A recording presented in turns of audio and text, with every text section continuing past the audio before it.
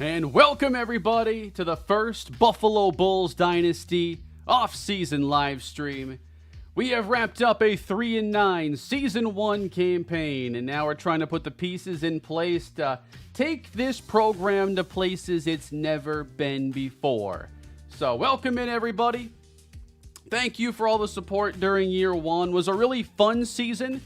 You know, that's not even the right way to put it. You know, we lost like half of our games in heartbreaking fashion. It was an interesting season, and I'm glad we got through it pretty quickly.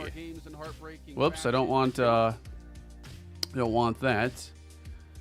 I'm excited to see what we can do, though, going into Season 2, now that I got a feel for the team, and we're going to have some new players to see if we can develop some new stars, essentially. Like, this team gave us a few players in year one we could build around, and then it's going to take away almost 30 players immediately. So the team's going to look extremely different in just a year's time. No interceptions today. Maybe if we get to practice, there'll be a couple, but, you know, I doubt it. I've put that behind me. Just editing a couple settings here on the stream. Making sure we are good to go. Alrighty. Please leave a like on the stream. That would be very helpful.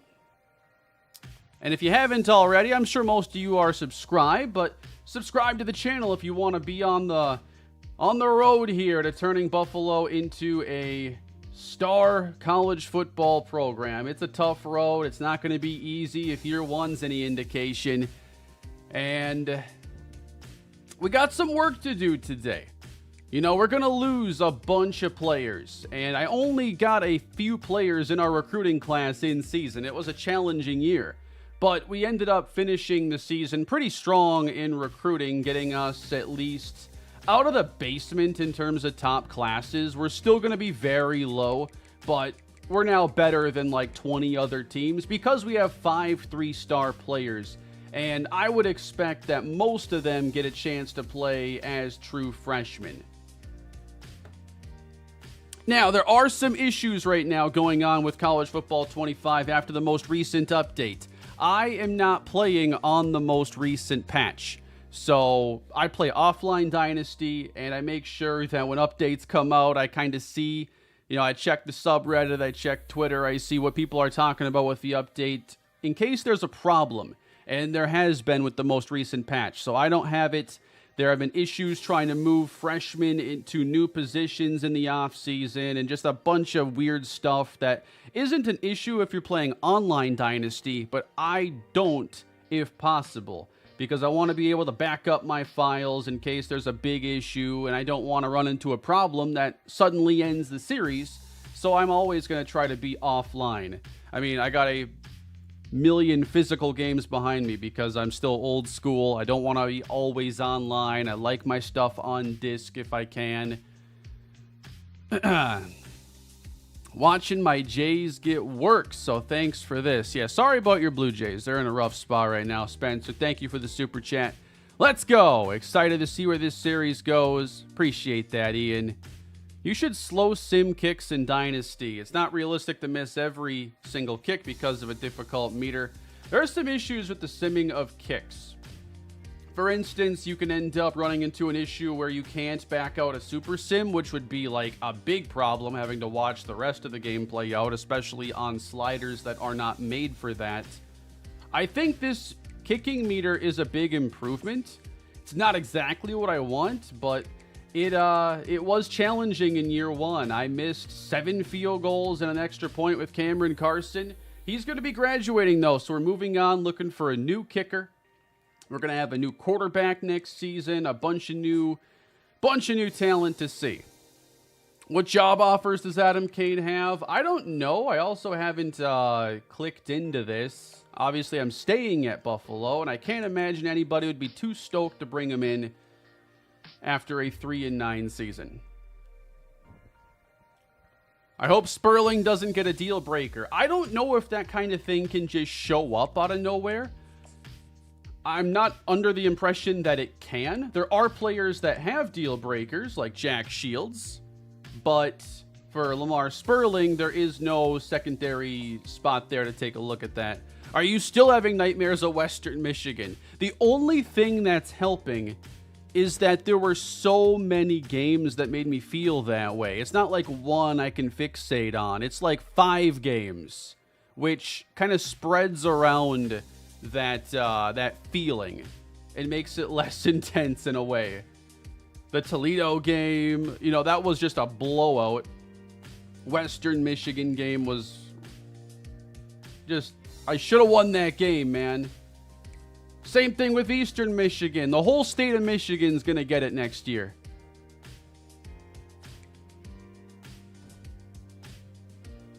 UMass to the MAC. All right, let's talk about more issues in the game. Apparently, messing with custom conferences can be a problem. I'm a little nervous to put UMass in the MAC. I don't know if I can just put them in the conference and nothing will happen. I've seen some people say that if there are nobody in independent, it can be a problem, but with all the issues in Dynasty, I'm hesitant to do anything that's not super necessary. Jimmy, new member on the channel. I appreciate that very much. Later this month, we'll be doing a channel member live stream, as I do every month. This file is pre-patch. I'm playing on the July 30th update right now. Got over 1,000 people here in stream, just letting it fill up a little bit. And if you're watching this after the fact, I'll put some timestamps down below if you want to skip to various parts of the offseason. This will be the rambling intro, so if you enjoy that, then stick around. Western Michigan, UConn was winnable. Missouri was winnable, but I expected to have the Toledo result there, so we were playing with house money in that one. But my God. We could have been bowl eligible. We weren't that far away, guys.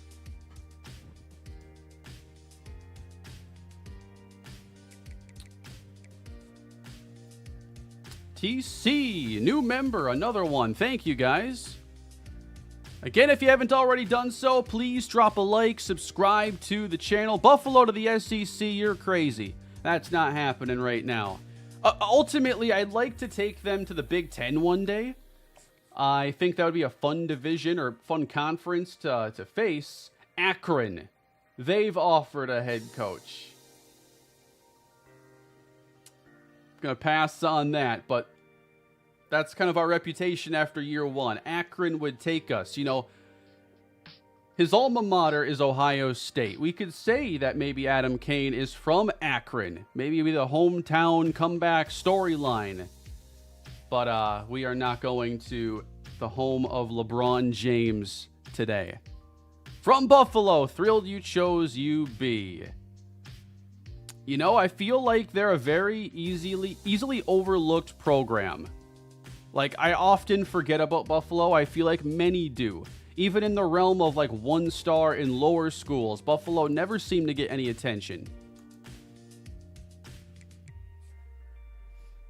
I went over stats and awards at the end of the previous episode, along with the Heisman Trophy winner, which ended up being Will Howard.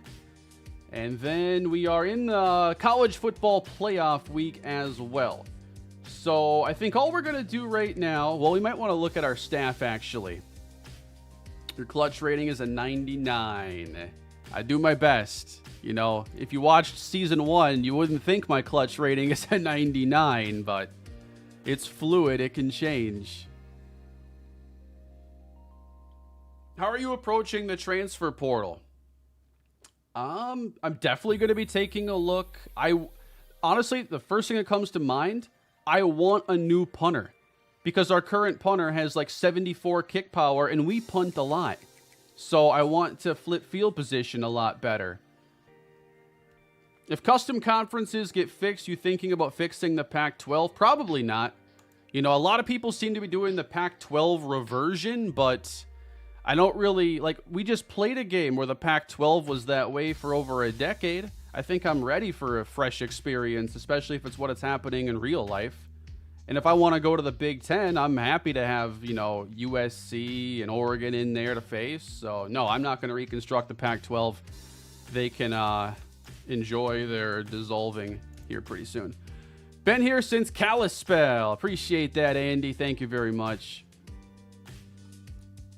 Punters will not... Why aren't they in the portal? Well, I guess there goes our hopes of upgrading the team in the portal. We'll see what happens. I'm not sure how it's going to go for a one-star school is all.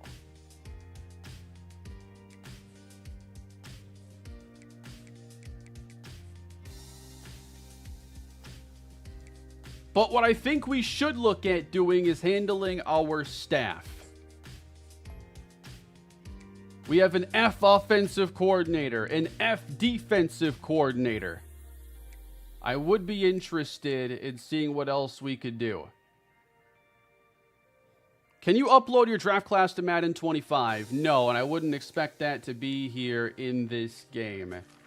A lot of things I think have to do with the NIL restrictions. They have the rights to put these players in college football 25, but not into Madden, so I would not expect that feature anytime soon. In my experience with conference alignment, as long as you have an even number of teams and each conference has at least 8 games, it should be fine.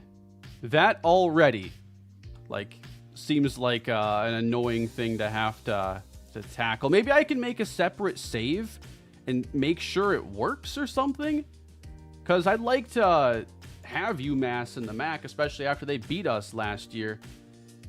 You can fire them before, you have to fire them before bowl week. I can't do it now?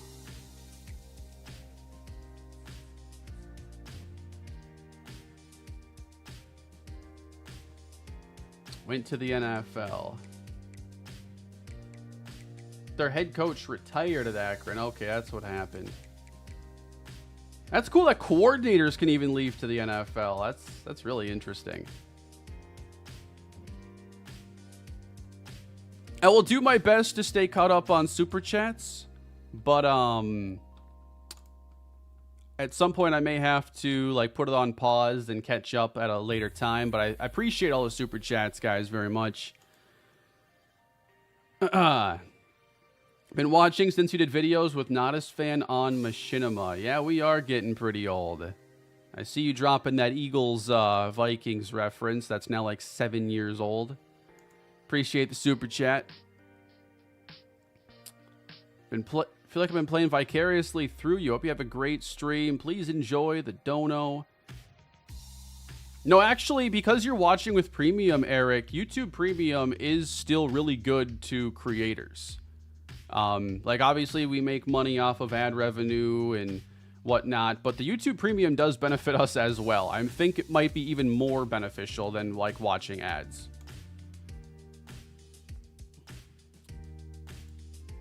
The return of Kalispell. So I heard that Team Builder had a lot of issues at launch, and you can't even edit the roster. So it really turned me off of actually doing anything with it, because I couldn't actually make Kalispell the way I wanted to. I was going to be super limited.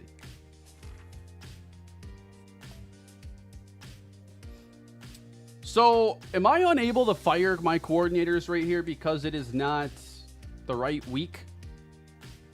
How do I do it?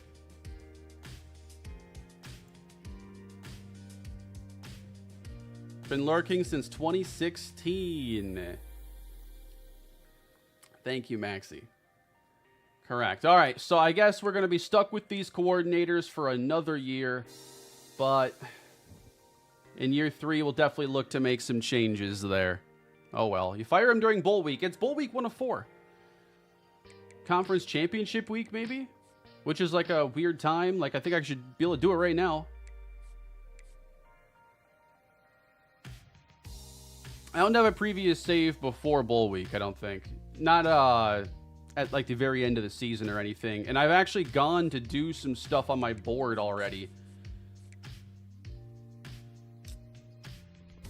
I appreciate that very much, Mike. Looking forward to seeing you around another stream again. So I have added some more players to our board, just as some extra 1 and 2 star targets, because we have to fill in so many spots on the roster. So just more players I'm going to offer scholarships to when we get to the actual signing day week. I just kind of organize the board a little bit. And then obviously the transfer portal, that's going to throw a few more things into the mix.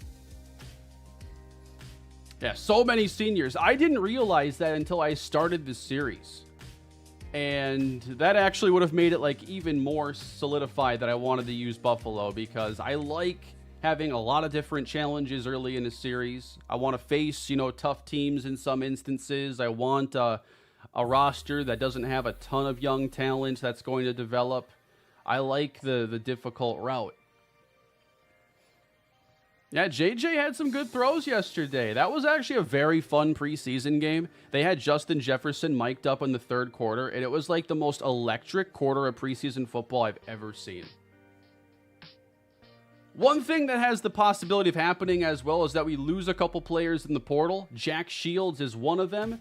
Now, our quarterback situation, we actually will be okay if that happens. Here's our quarterback situation going into the offseason. Ogbonna, he's going to graduate. And then these next three guys are all pocket passing field general archetypes that have low 70s speed, but they do have decent arm talent. Gunnar Gray has 93 throw power, 83 short accuracy. I think that there's going to have to be a little competition maybe at the end of this stream in practice to get a look at all these quarterbacks. And depending on how they develop and what their caps are, that's going to impact who ends up being the year 2 quarterback. So Jack Shields, here's what he's got. We've gotten a little bit of a look at him. And then for Gunnar Gray, yeah, I haven't messed with XP stuff in this game yet. It's been kind of too soon for me to really have a really good feel for that stuff. This is Gunnar Gray. And then you got Richie Watts. Pretty high cap here on power. Not sure I like that skill cap there on his accuracy. Do I prefer scrambling quarterback over a pocket passer? I like some mobility for sure. And the thought of losing an element of our offense doesn't feel great. We did get a scrambling quarterback. I showed him off in the thumbnail, but I don't know if his accuracies are going to make him super usable right away.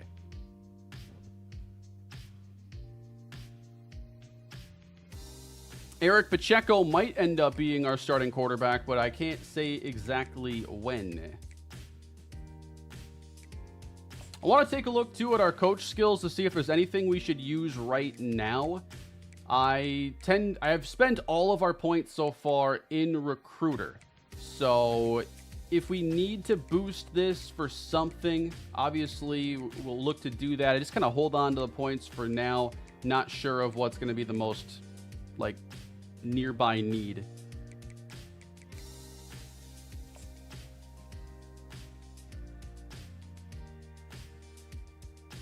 And there is a new commitment. We add another 3-star to our team, and that's a center, Chet Sanders.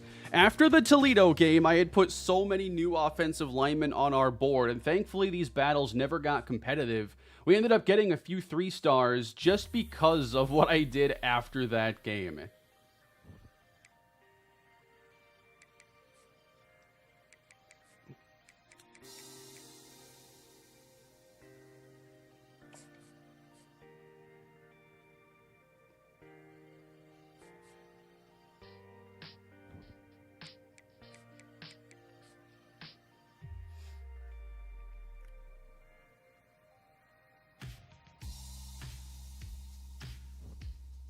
All right, we're in the national championship week now, and here is your college football playoff bracket. K-State and Georgia will play for the national championship this year. USC knocked out Toledo in the first round, and then K-State topped them. You've got Georgia going through Michigan, the defending champs, the Hurricanes, just like in my Miami series on the second channel. Oregon lost to them in the semis. Pretty close game there, 52-49. I'm at work. I'll watch later. Just want to show some support. I appreciate that, Gary. Thank you. I appreciate all of you guys being here. We got 1,500 in the chat. How many likes are we at? I have no idea. Add a couple more on, though, just to be safe. Thank you guys for hanging out here on this Sunday. And let's get past the natty.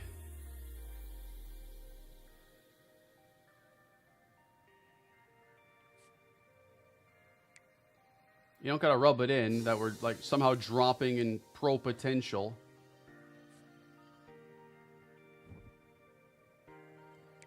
And what do we got for K-State's the champs? The Kansas State Wildcats are your college football playoff champions for year one. Go crazy, K-State.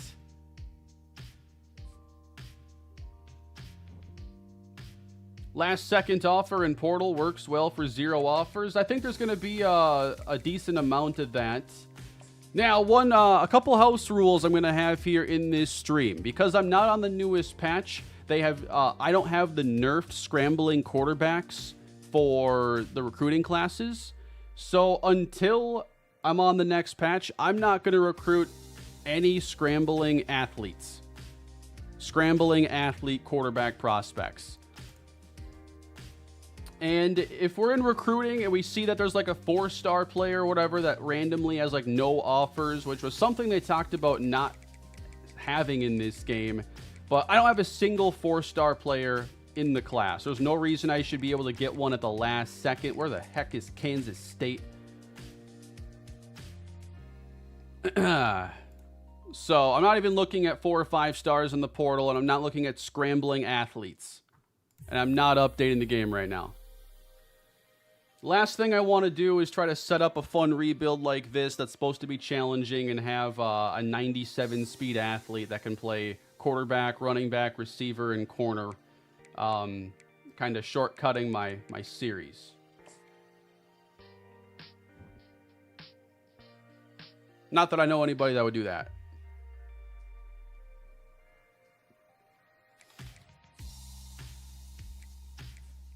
All right, end of season recap. Moving on. What if you already have a scrambling quarterback? I do. But he's not like a broken one. He was a 2-star. And I was scouting him before I realized that the scrambling athletes with 90+ speed were just everywhere. Was that a shot at Bengal? No, it was a shot at Remy.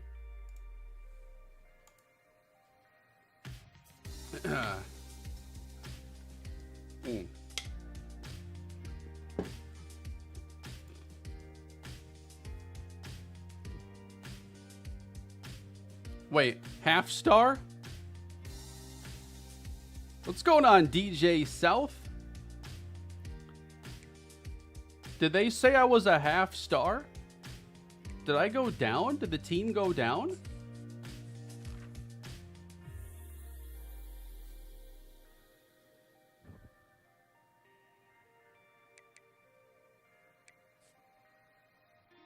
Are we a 0-star? I'm seeing all you guys saying that, but I didn't actually see it myself. Go to roster. Thank you. That's right. Bro, we're half a star. We went down after that year. Oh, man. You killed my school? What do you mean? They went 3-9 before me.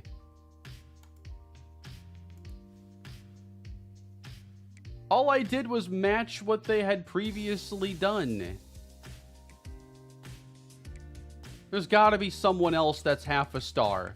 I can't be alone. Thank God there's no relegation in college football. Even Kennesaw State's a 2-star. What?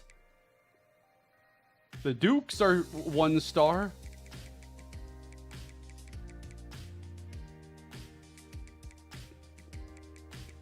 Wait a minute. How about Ball State? They were worse than us. Superstar versus half a star. That's a great reference. Does that mean I can get Nelly as my running back? Even Bowling... No, not Bowling Green. I want Ball State. 1-star. They got a full star. We got half a star. Have you considered doing a coach career where you start as a coordinator? I have, but right now, after all this time, I wanted the head coach experience. And I think once I do something like this fully, then coordinator will look a little more intriguing.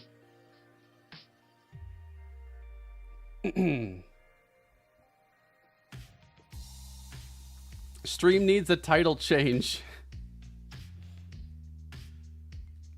Yeah, I guess it technically does.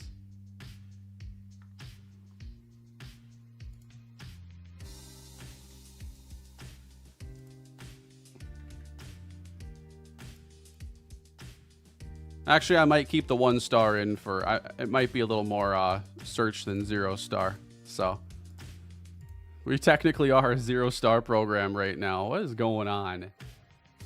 Let me check Old Dominion.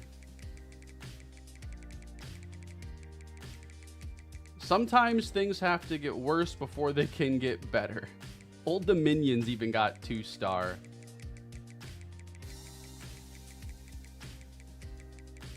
I'm not sure I agree with all these rankings. Go to members and see the whole nation? Where is that a thing? If I like do a new character. Oh. Come on, man. We're one of the 2 lowest prestige teams in the country. Am I about to have less hours next year? Because 400, man, is already nothing.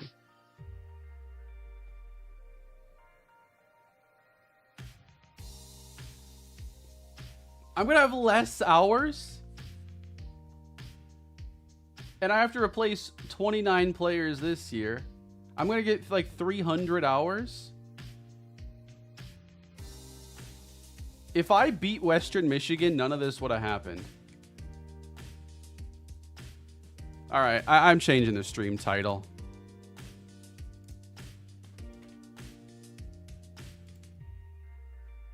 I'm officially a 0 star.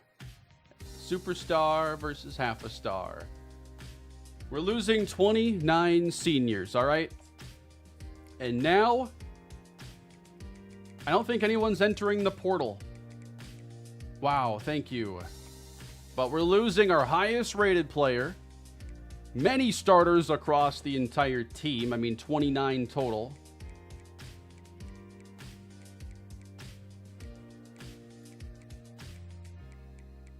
Yep, I count 29. How do walk-ons work? So essentially, you have position minimums on your team. Like you have to have, in certain schemes, you have to have 10 receivers or 5 quarterbacks or 8 linebackers. And if you can't meet those minimums by recruiting, then it's going to fill in players that are walk-on. And you do not want those guys playing. Nobody was drafted. Can you persuade them to come back as grad students? No, it's not an option.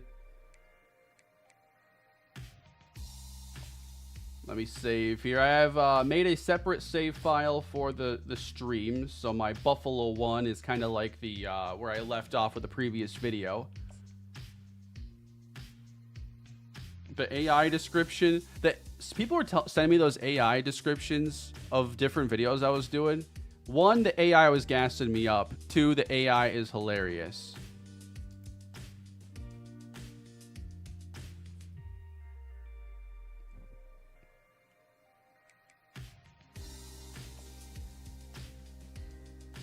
No draft picks. No boost to our pro potential this year.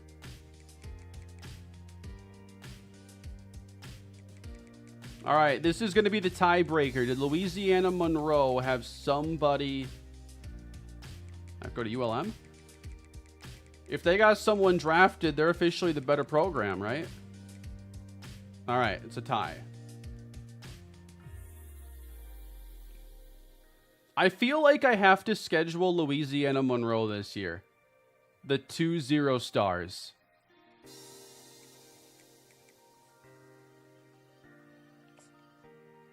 I was thinking about my non-conference schedule earlier. I feel like I want to have, you know, some throwback teams on there. Maybe we face UTSA one year, Minnesota another year. Louisiana Monroe, the 2 0-stars, would be a great, like, week 1.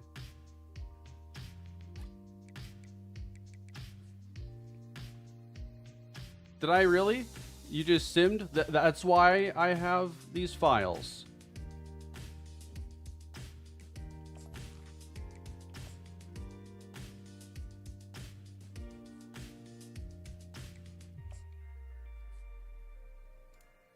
I'm still in the players leaving stage then. We're going to book it, DJ South. That is happening. If Adam Kane don't shape up the program, Hudson Brooks is going to end up taking his job again. Great reference there, Zach. Thank you. I think I was confused because this was already checked off. All right, so we're back. We're back. 1,700 people watching a 0-star program on this glorious Sunday afternoon. To the portal and off-season recruiting. We got Chet Sanders. That is great. I have 450 hours here in the off-season at least. My top target is going to be Austin Harris. He is an athlete at wide receiver. I really want to find guys that can just, you know, win with their athleticism, because we're not going to win with, like, overall great talent or my skills on the sticks. So I need guys that can make plays with the ball in their hands. Speed, acceleration, spec catch, leaping ability. Austin Harris, I really hope no one else offers, because we really need some off-season wins. Be careful of changing your playbook. Yes, I saw about that. That was one of the new issues with the new patch that scared me off of downloading it. Thank you, Leo. So we should be able to get Austin Harris. And then I also have wide receiver Dallas Roche. I think that one's going to be an easy win. You know, anybody here that we're the only team to offer for, I assume is going to be an easy win. What about players who I'm not even in their top 8, though? I have offered to Matteo Buffelli, but he might be holding out.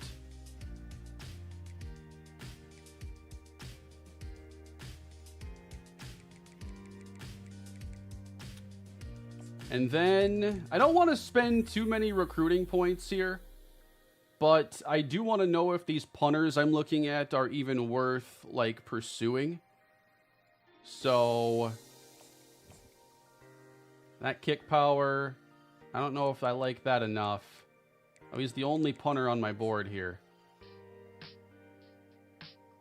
All right, we're going to go through the punters quick. We're focused on all the right areas with this team. There were a few punters that didn't have offers. I put the one on my board that had the highest ranking in the country.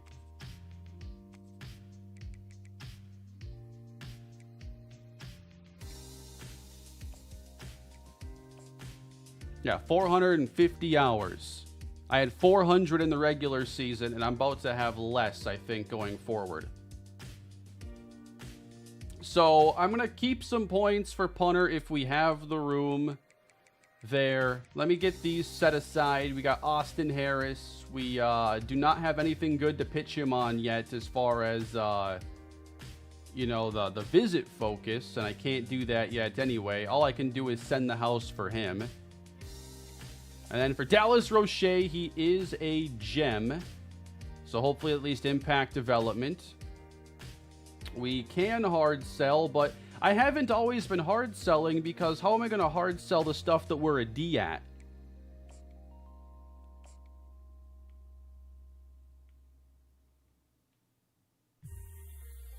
I'm just going to have him hopefully be persuaded by our wonderful academics. We do have good academics. It's the only thing we have.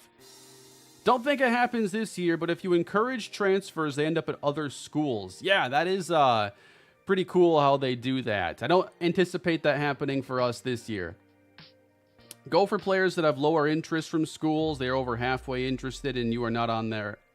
If they are over halfway and you are not on their board, do not go for them. I've been focusing on like the guys who are like the furthest away from like closing out their top 5 or their top 8. It's gone fairly well so far.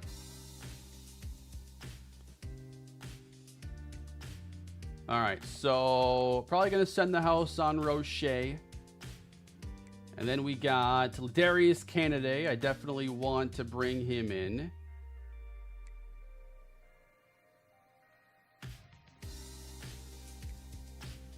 Is it better for me to schedule a visit when I don't really have anything great to pitch them on that they like, or just sending the house in this stage?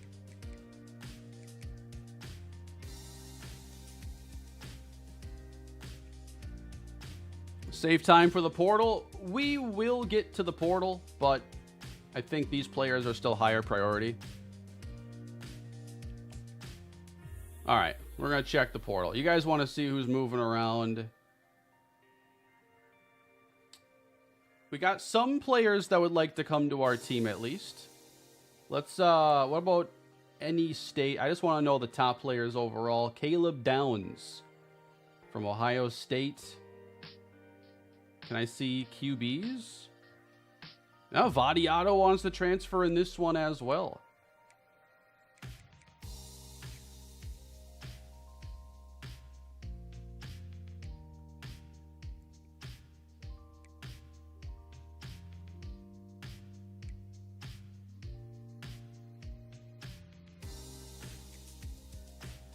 So going back to recommended here, we have linebacker Darren Conley, who is a freshman transfer. And I was actually looking for like adding more linebackers, so I think I'm going to add him to the board. Temple is Buffalo's only rival. Schedule them. That's also a good idea.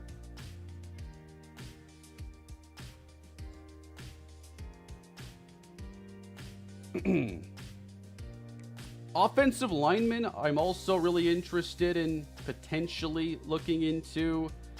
Can you guys, I want to make sure I'm not blocking this part too much, the interest at least. I know I have to probably find a more decent place to put my camera here. What if I shrink it?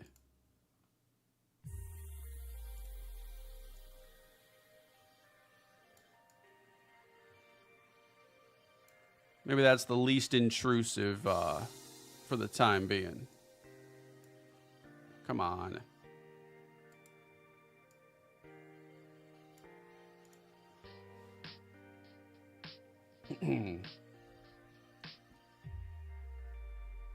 So, do I really want to try to climb out of a hole there when I have so many players like to replace?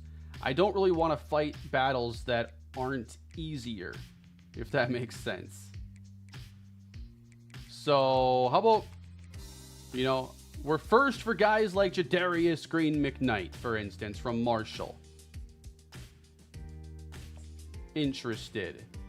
Wesley Williams from Duke. And then Nolan Ziegler, linebacker.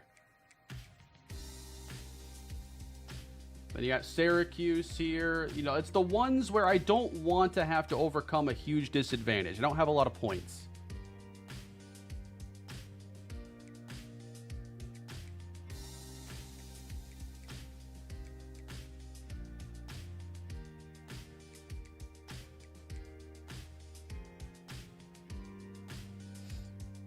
Don't send the house unless you are slipping down their board. Save some points if you have a huge lead. Yeah, it's going to depend on how many, you know, how much points I have to spread around, essentially. I might drop some of these to the 25 if I run out quickly, and it looks like I may. So let's go.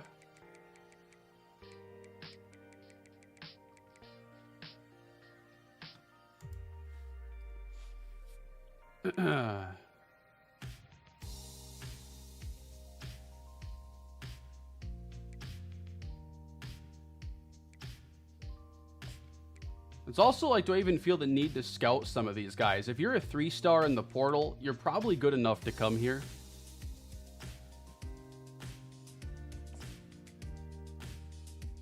So that's the approach we're going to go with here. As many 3s as we can get. And with Conley being a freshman, I'm also just going to offer to him.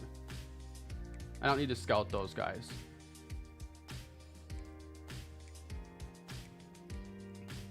But I do have to apply some points into these battles, so...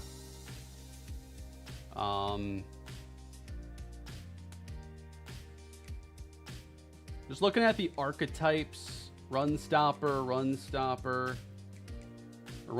run stopper, field general. I'm going to prioritize Ziegler because we're replacing, our best player was our starting linebacker, Sean Dolak. So having more talent there to fill in will be definitely needed. We'll probably go 25 maybe on all these guys.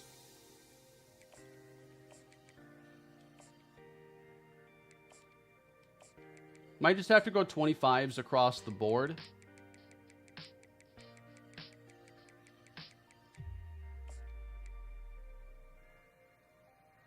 Unless they get competitive. I might even go less for Roche and Harris, because these are huge leads.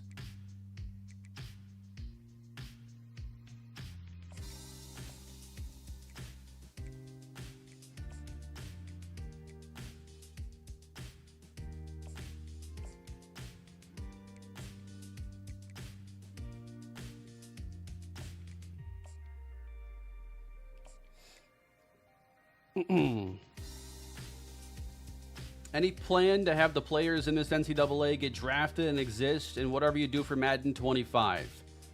I haven't really gotten that far yet, and it has not become a point of conversation after year 1, so guess I'll have to cross that bridge later on.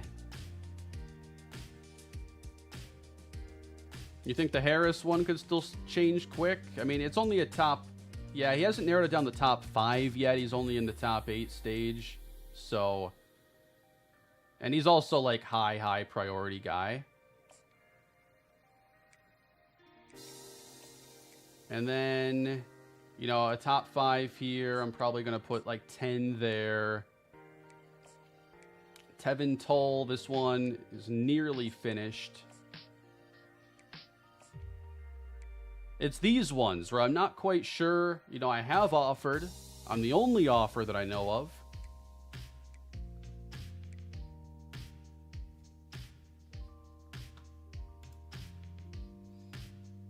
Look at Virginia quarterback Sherwood could be another option. Yeah, I saw a lot of people saying the check on him. Let's look at quarterbacks. Devin Sherwood.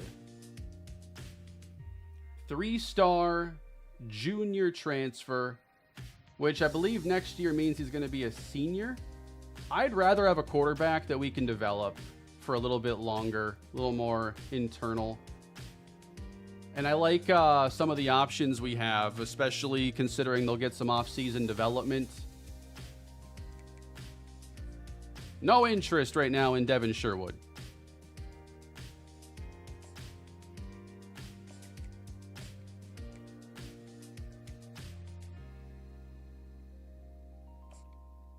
Yeah, this one would actually be a little competitive if I felt like it was a high priority. Like, I don't have enough points to just finish scouting everybody. Like, some of you guys might have a few more points to spend than I do. I have to do things a lot differently with this team. How about Kevin Kajust? Yeah, that's going to take a little bit of work, but we have the only offer. Gonna go with maybe 35 here on Kajust. Best 1-star schools outside of Buffalo to use in Dynasty. Honestly, are there any bad ones?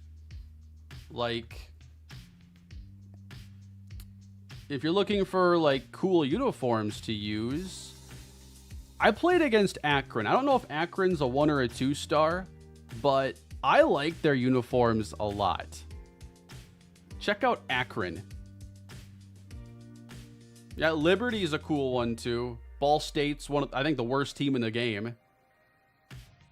I don't know about San Jose State. I forget about them oftentimes. They're kind of the Buffalo of the West Coast.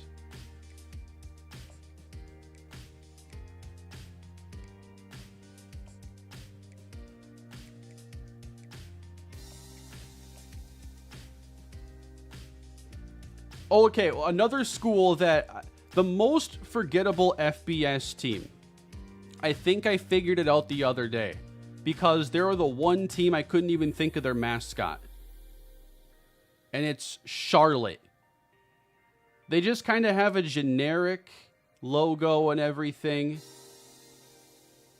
And I think I've already forgotten what their team is. Charlotte is like, I always forget they exist. The 49ers, even though that's like very unique for college football and stuff. It's not like the Tigers. It's not like one of the 10 Eagle teams. But it's like, wow, I always forget Charlotte exists.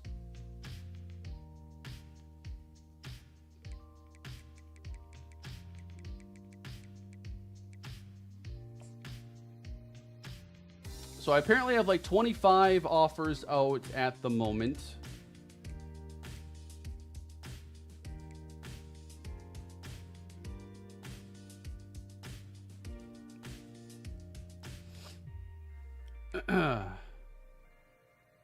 Their logo is a pickaxe in the sea? I thought it was an airplane.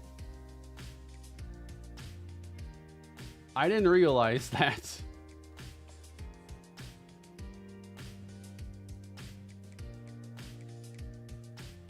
I thought that was an airplane.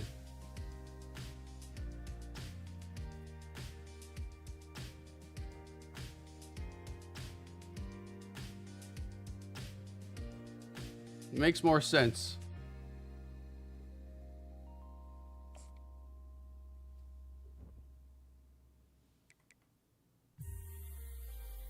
It was small when I looked at it. You think I studied a high-res 4K image of the Charlotte 49ers logo? And of course, I didn't know they were the 49ers, so I didn't associate them with mining for any sort of minerals.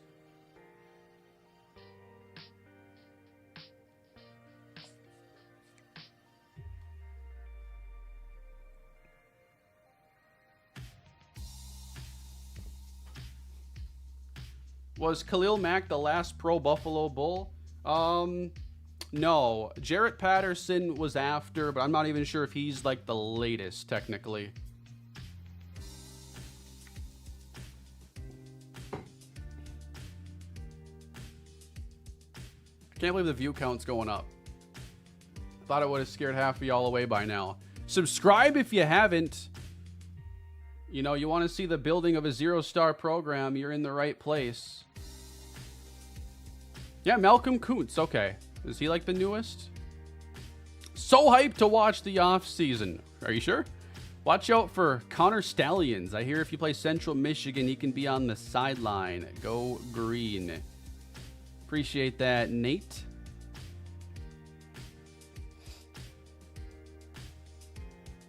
The Bills have Cam Lewis.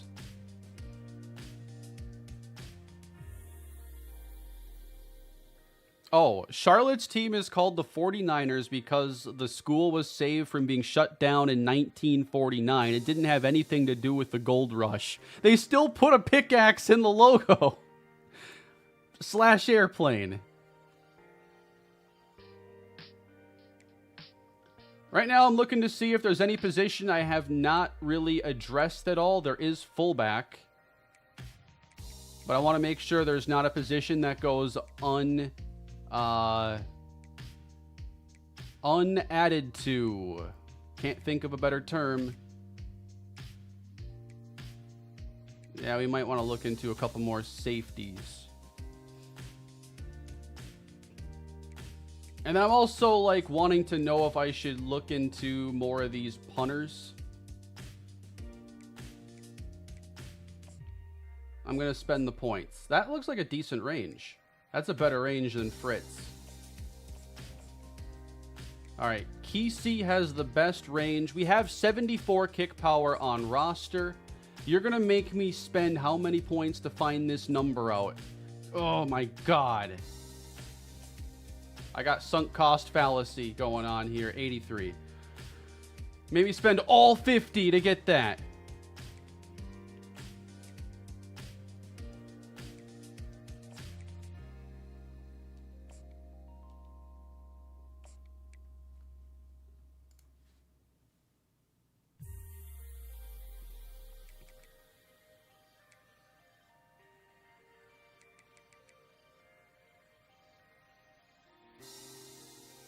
And then I'm looking for another safety, perhaps. John Boozer. He's in a pipeline. No offers. We got some threes that have no offers, too.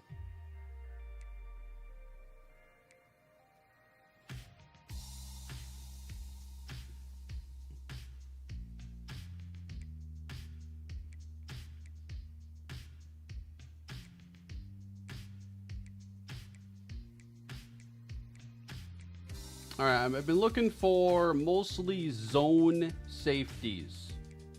We're going to play a lot of zone in this series, not as much man coverage, and I want guys with some range, so those zones are a little bit tighter. Enrique Darisaw has an offer. All right, never mind. Of course. I'm not beating them. Seriously, on a punter? Did you see our punt game last year with 74 kick power? I had to make sure that if I was going to offer, he was going to have more. Yes, I needed that punter.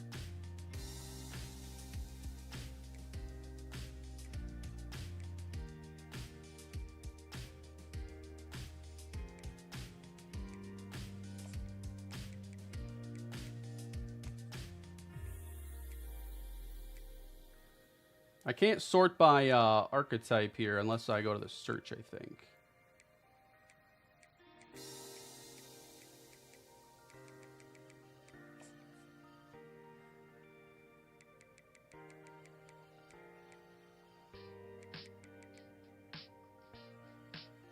Wow, that's it?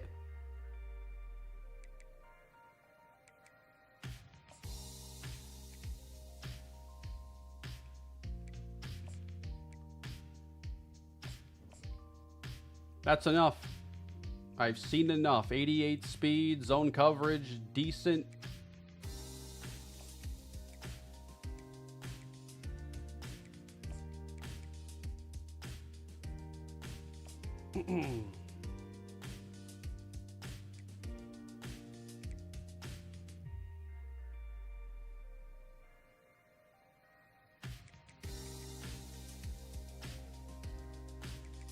Recommended. Not a single free safety is willing to come here. There are some strong safeties. But, you know, I don't really need a 2-star transfer that's a junior.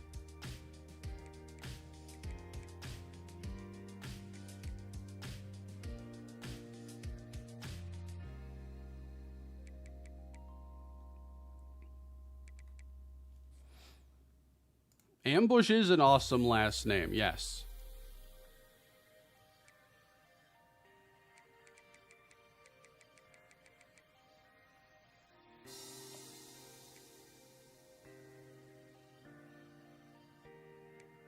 Gonna throw a little bit more onto Austin Harris. He's not in the top 5 stage, so I'm a little bit worried about this one getting more out of hand. We got the 40 there. So we've spent all our hours. We have 27 scholarships. We're still trying to add on to this class. We got a few guys down here from the portal that have all been offered to as well. A couple 3-star players. We just need numbers pretty much on this team. We have currently, it's not bottom, we have brought it to 103 with 6 3-star players. And there might still be a couple more 3s that join the class this year.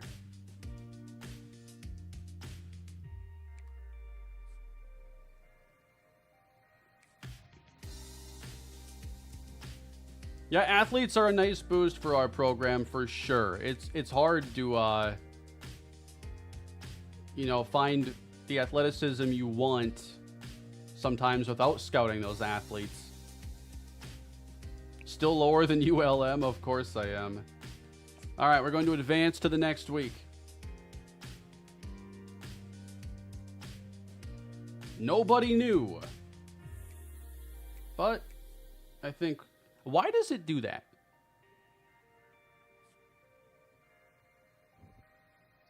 I'm looking at stuff.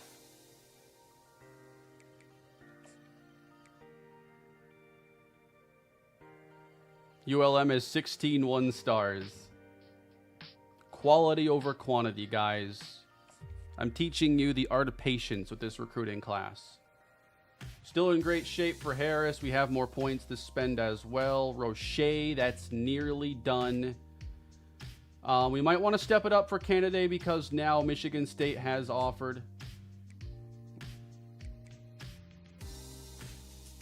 No reason to schedule a visit for him. Maybe I go like 35 there to try to wrap it up.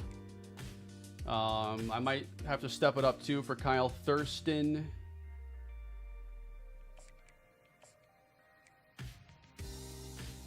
JMU in hot pursuit here. Out of nowhere for Tevin Tull. 1-star D tackle. Not a high priority player as a 1-star.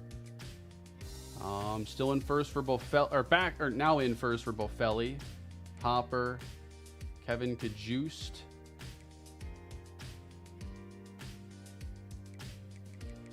And then down here we got more of the portal players and such. Wow. That's not the punter we're trying to bring in. We're just going to remove him.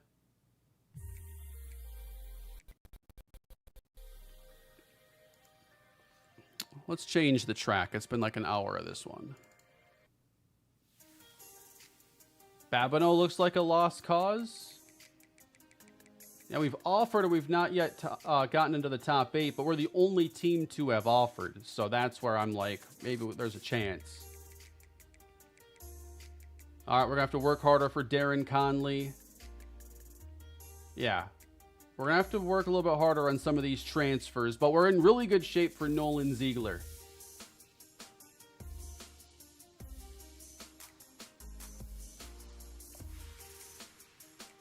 Ooh, we can pitch him on a couple really good things, too. So, we're going to spend some of our points here for Wesley Williams. Playing style is what we want.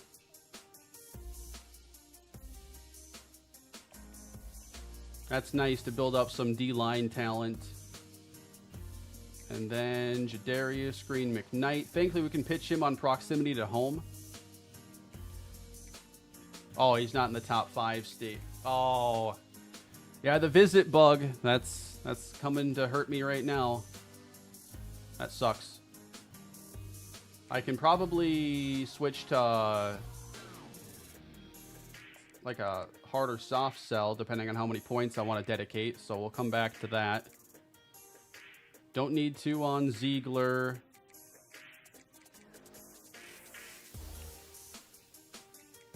And then Darren Conley, we can also pitch him.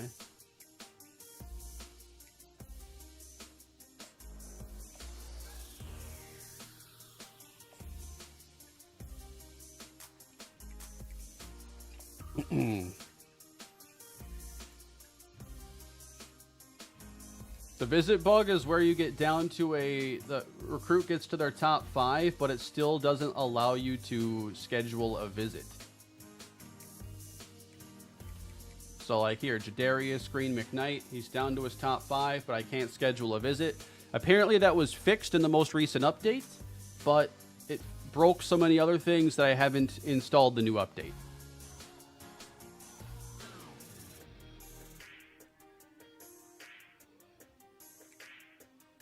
Yeah, we should be able to do a more aggressive sell here just because we actually can sell him on some positives for us.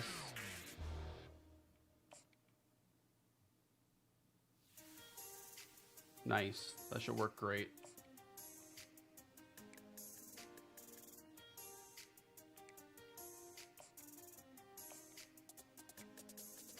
And then I think our only hope here is that we can get lucky with selling on Jadarius Green McKnight.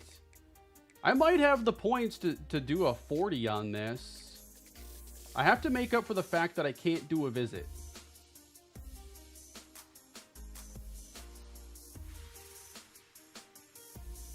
Time to get to work.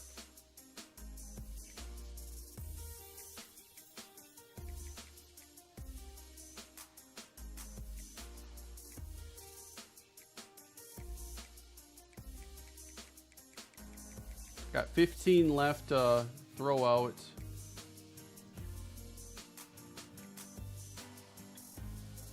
You know that there is instant commitment in this game.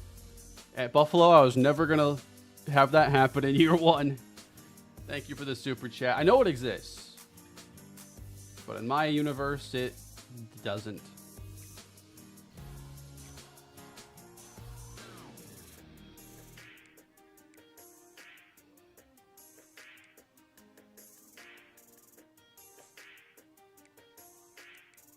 What are your pitches? Not good ones for us. Just going to throw 5 more on that one. I want Canada.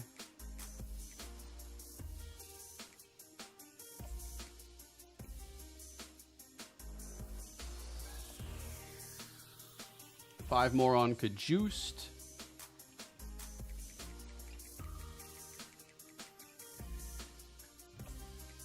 And the punter.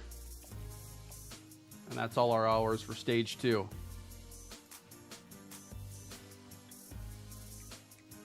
All right, next week, give us some new players. Not a single one.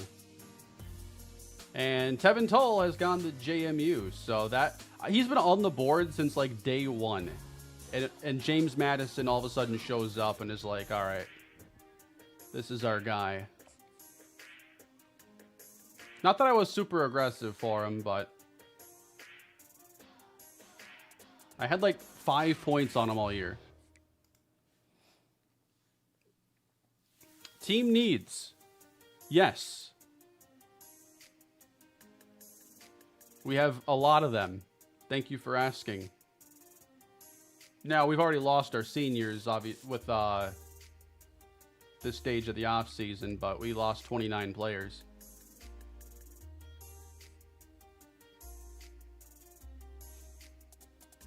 My coach XP, I don't think I need it here in the offseason. I feel like that's going to be better used for in-season, maybe player development. I don't think there's anything I need right now that I'd rather spend that on.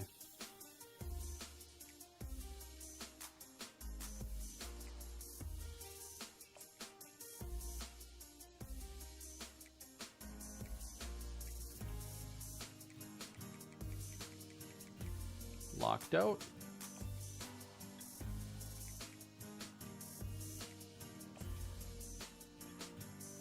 All right, so that one is really tight with Darren Conley. Bowling Green has a pipeline boost too, so that hurts us. Off-season training might be nice, especially at the quarterback spot where it's a little more unsettled on this team. I think we have to probably back out of this one if it doesn't let me do a visit. I can now. Okay.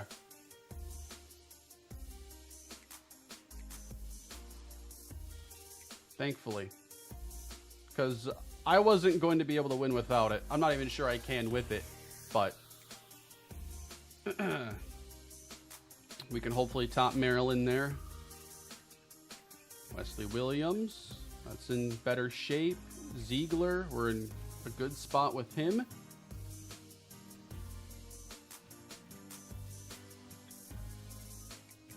And losing here on Bryce Chin. No one knew about him until I scouted him. I'm just not going to win that. They have 3 pipelines in their Arkansas. So I am throwing in the towel on that battle.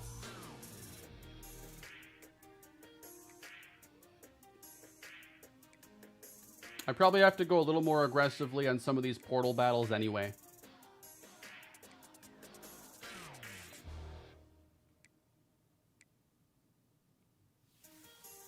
I think we'll hard sell here.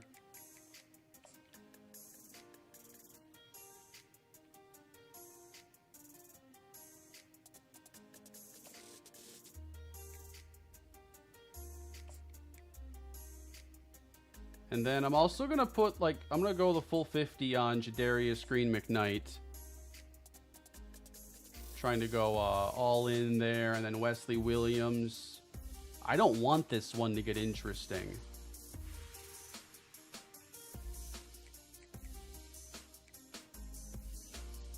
I'm going to switch it to the 40-point sell.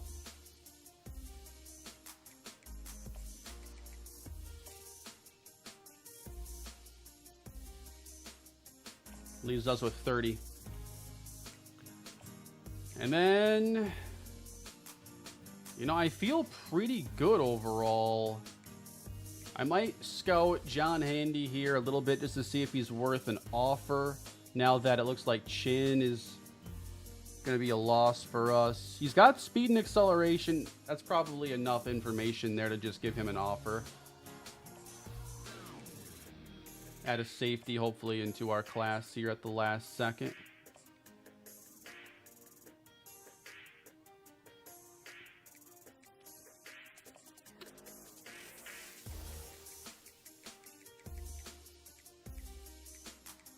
We might end up losing on Kyle Thurston here, but I think we've done a pretty good job with the O-line class.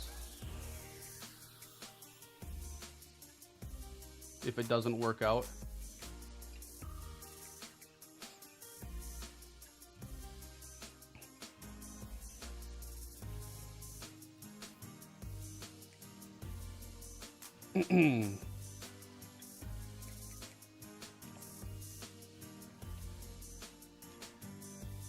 Jadarius Green McKnight commits. We have our first portal transfer. Wesley Williams. A couple 3-stars are coming over in the portal. That's big.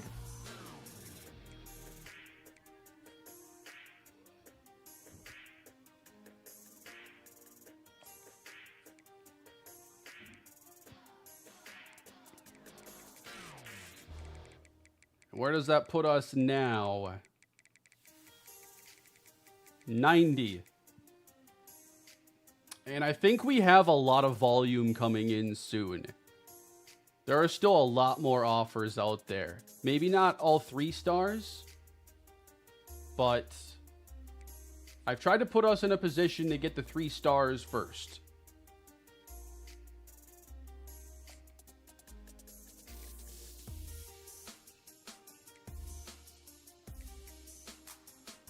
Very close to a commitment on Canada. This one flipped on Thurston. That one we might, if we need the hours, I need to take them off of him. And yeah, we're going to lose here on Babineau. I'm not going to fight that one.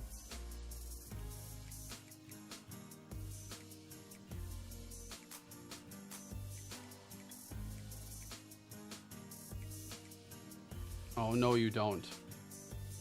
If Missouri comes in with an offer, I'm toast.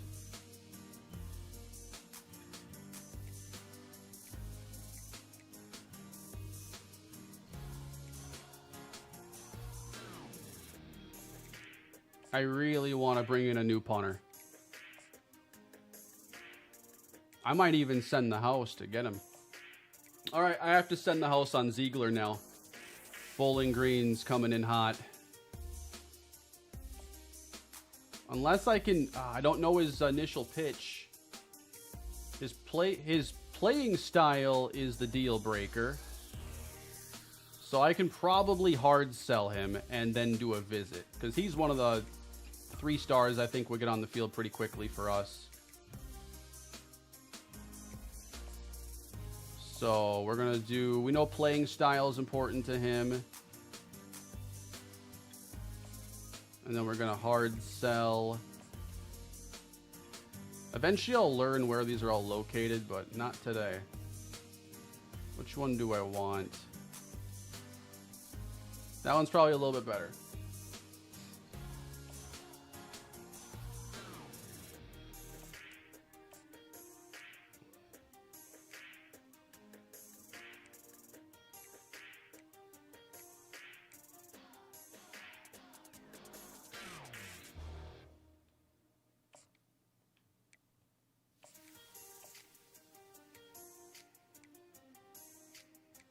70 hours I'm sitting on. Buy the punter a Lambo. That's how we NIL our way up the ladder.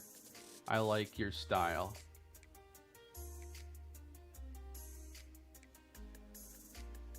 I haven't really done sway. The only thing I can really sway... Well, I guess there are some players that I could probably try to pitch on, like, playing time.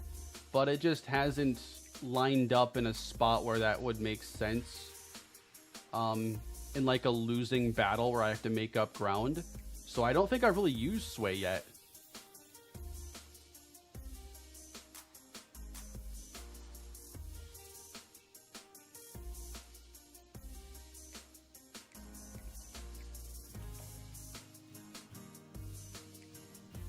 I'm going to boost the points here in case someone, like, comes in at the last second for John Handy.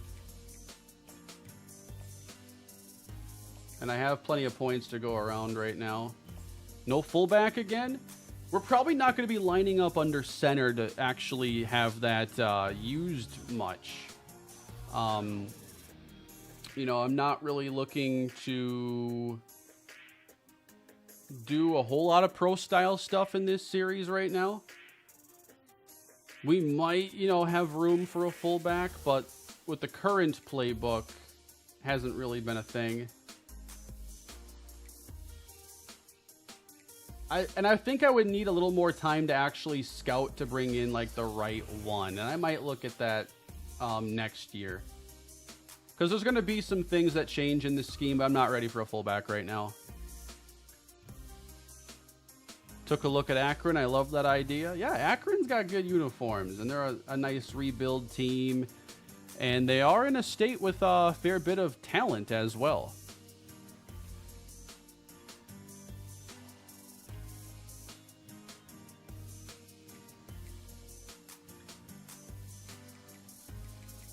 I remember in NCAA 14, Ohio was always like one of the best states to recruit from.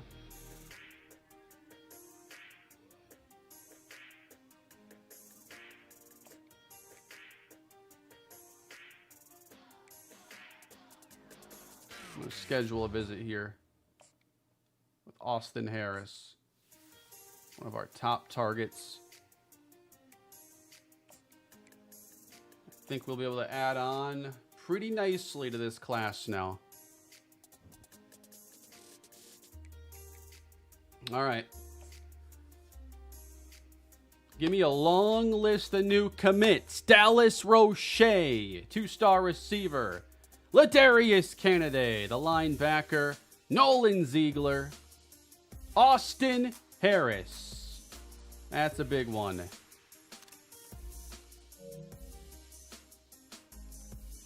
Matteo Buffelli, 3-star corner. Kevin Kajust. We got the punter, Travis Kesey.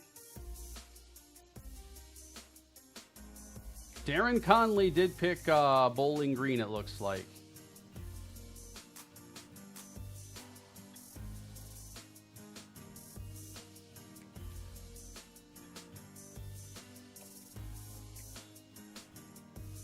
All right, where do they rank us now?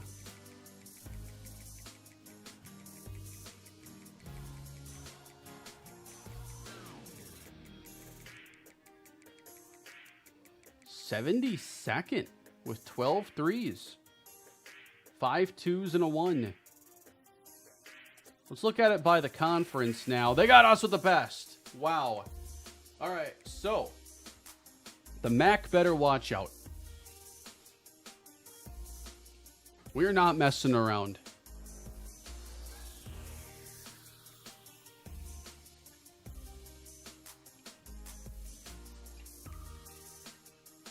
Yeah, we're definitely going to have to check on more of these dev traits.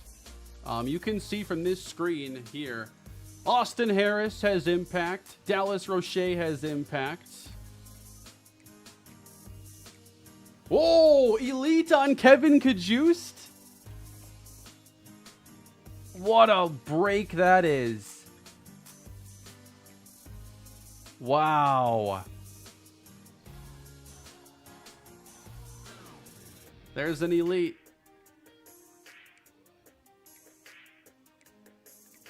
Impact on Dingle. Impact on Ruggins.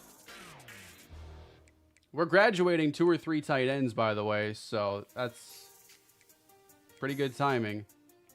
Oh, Handy. When did you pick Northwestern, my guy?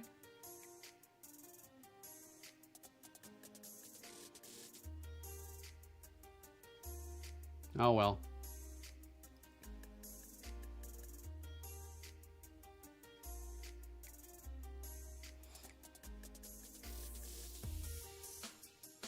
Yeah, must have been an instant commit. Once he realized he could go somewhere besides a half-a-star program, he jumped all over the opportunity.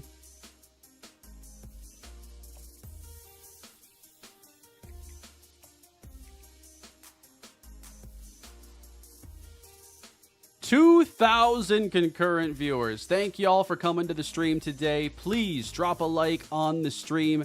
Would really appreciate it, and subscribe to the channel. We're only in the beginning stages of this Buffalo Dynasty. And if you want to see some exciting gameplay with very few interceptions, you're in the right place. Position changes now. We got an 80. We haven't done off-season training yet. Where's, what's his face? Where is Pacheco?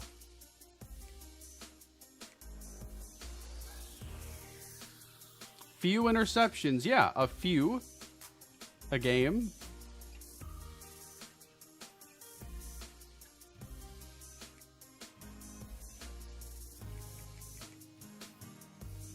After training? Okay.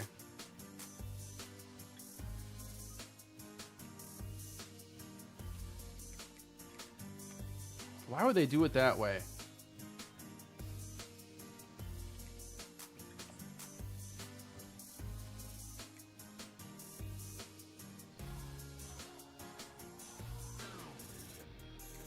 Like, I can't look at them. I guess there is no athlete on the main roster page. I have to just sort this one. That's how it works.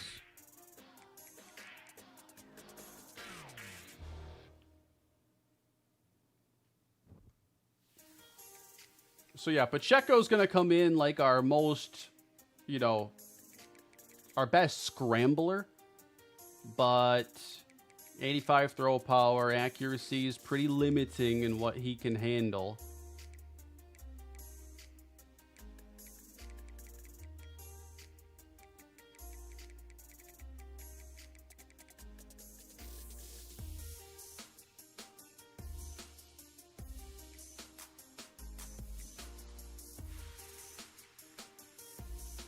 Going to be interesting to see our receiver depth chart this year. Like, we haven't had our development yet, but there's a real possibility that Austin Harris and Quincy Witherspoon are the 3 and 4 this year, and neither one gets redshirted. They got some juice, for sure. Now, the route runnings are super raw. Like, I'm still probably thinking I'm going to redshirt Witherspoon possibly, because all he has right now is speed. He doesn't have route running. He doesn't have release. Yes, he has speed, but I really don't think that as a 3rd or 4th receiver, he would get a lot. Looks like it's over for Roche.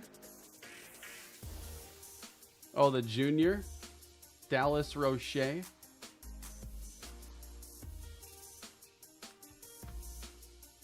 Why is Roche... Oh, is he a JUCO?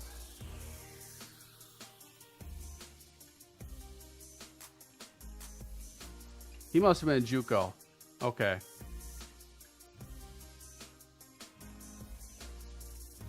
I hope... that doesn't mean he's going to develop, though. So... At tight end, Kevin Kajust.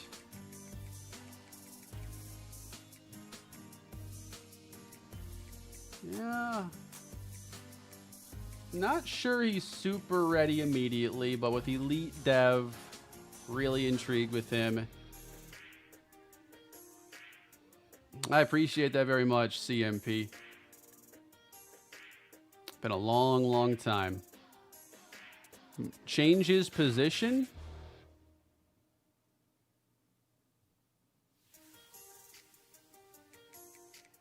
What do you think Roche could do instead?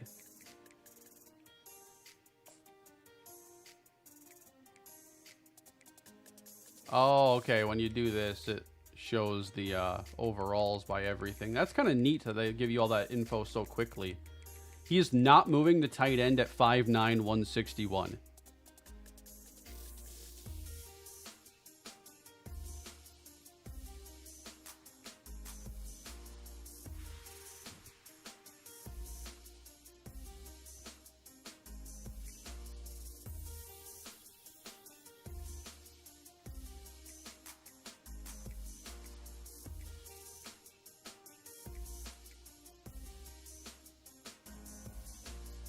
Move Harris the tight end.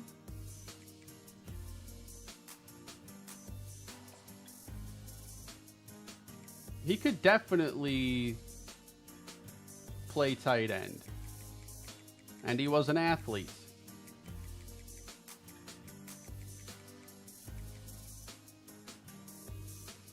But he's not going to help out our running game.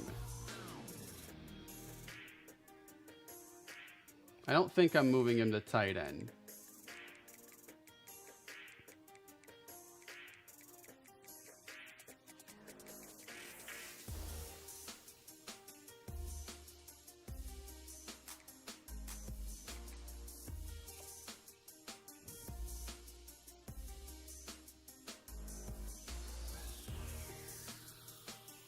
And it is important that our tight ends can block in our offense, especially if we're going to keep running, you know, this college style. We need that tight end at the end of the line to actually block. Otherwise, Lamar Sperling's not getting outside as often.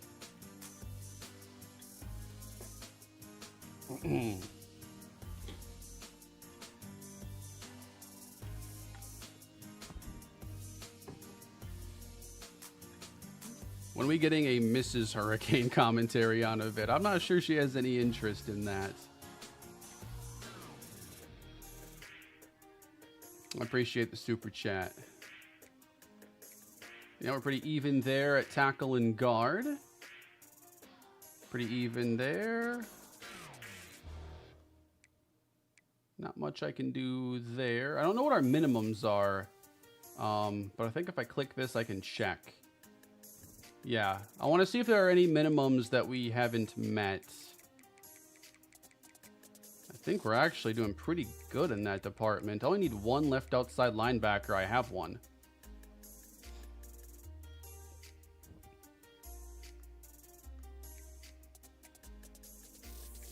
Yeah, don't look at this part.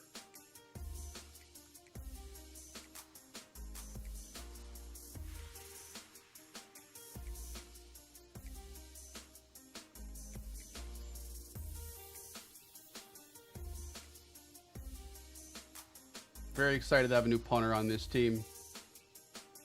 I'd also like to show you guys that we already had another kicker on the roster. He had better accuracy than the kicker we had.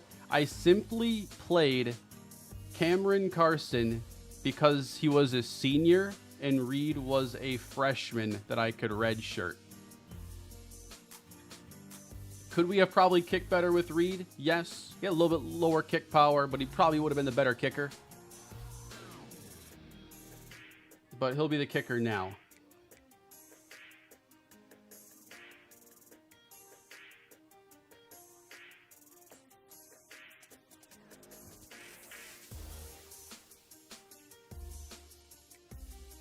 Is there anything else I need to do on this stage, or am I good to sim forward now and look at maybe the next stage of training?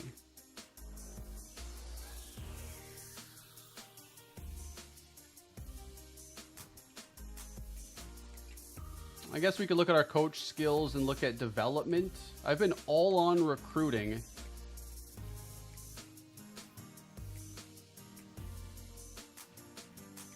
I'm guessing it's the motivator one that I need to unlock then, which I don't even have. I have to pay 10 just to do that.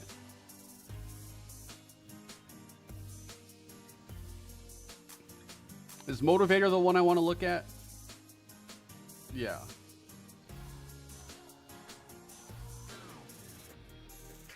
But I can't even get an off-season boost yet. I don't have the points.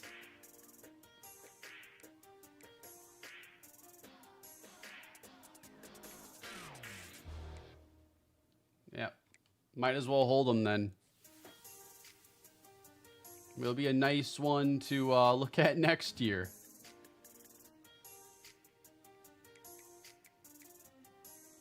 Move Fanene to right tackle.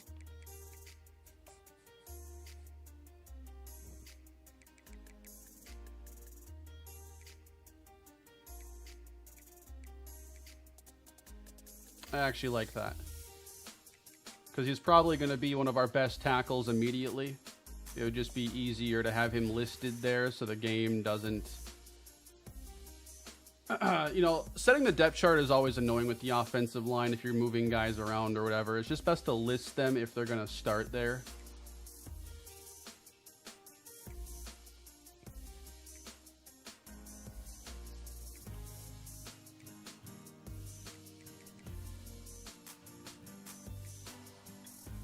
Probably going to redshirt Camarda when that comes up.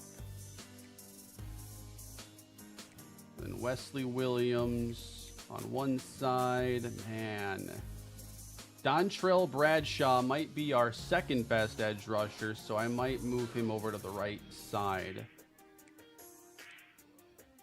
Man. 67 speed, though, as an edge rusher is rough.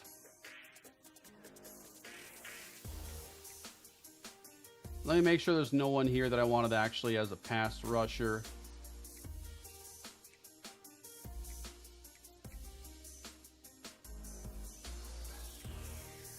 Yeah, let me move Crawford maybe to left outside. He's going to become... Well, he already was playing a lot.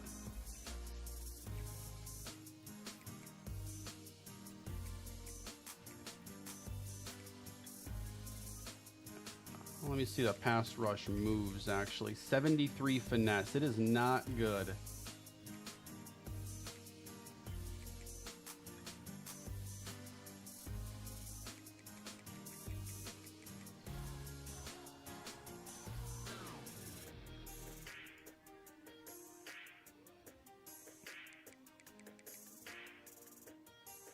Yeah, I'm just going to leave it the way it is.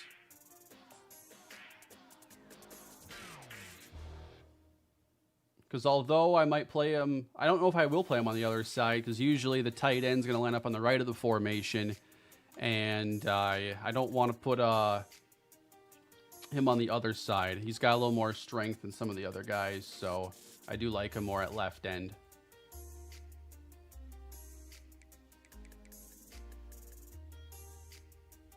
I think we can move on. Still 2,000 viewers here on the stream. First off season of the Buffalo Bulls Dynasty. I just leveled up 4 times. Maybe I can actually buy some stuff now. Why'd I get so much? Or actually, I think I might have gotten this too late to even apply to training results.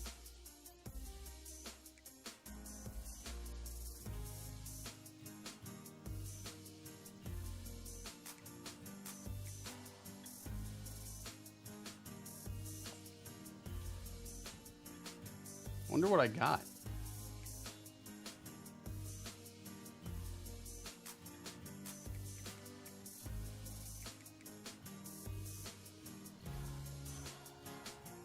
I haven't edited the coach progression setting yet. I don't know if there's like a better speed than default. I'm just playing on a lot of default settings here immediately.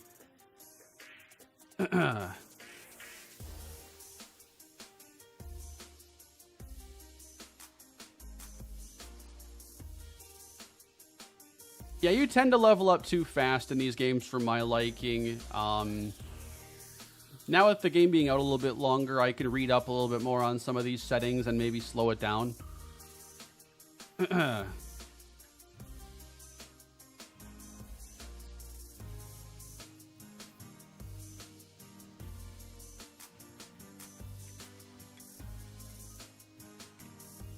Recruiter, tactician, and then motivator.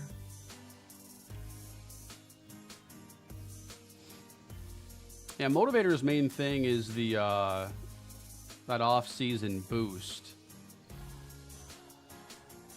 I play on slowest. I think slower is ideal. Slowest and player XP to 0. No one improves.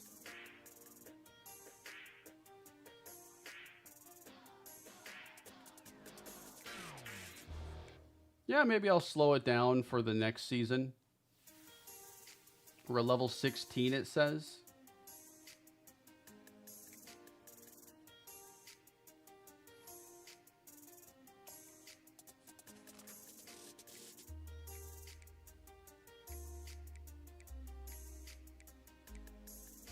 I wouldn't mind a little bit slower.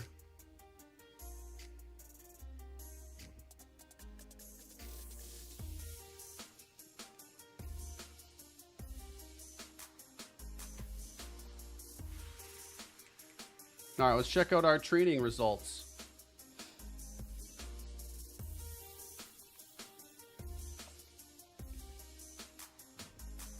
We have a few players that are now in the 80s. Matt Pajust, our right guard. 82 Oliver Bridges. 80 Charles McCarthrins. So it doesn't tell us how much better players got, but McCarthrins was our best corner, and now it's Bridges. So that'll be interesting to have a duo that's stronger than last year. Bridges, though, a man cover guy. We're going to play a lot of zone. And then Ziegler comes in as an 80. 4 players in the 80s. Morrow to 78. Wesley Williams to 77. Let's go by position here. So if we just go by the overall, Gunnar Gray, the senior, is our best quarterback. We have 2 seniors, a junior, that are here to kind of fight it out right now. And rating-wise, I do think Gunnar Gray is probably the best, especially considering he's got the strongest arm by far, which is not just good for stretching the field, but making, you know, just more difficult throws at the sideline. I believe that the pass velocity is going to be higher for that throw power. So I think Gunnar Gray, we're going to have to get a look at him today. Shields is there. Richie Watts.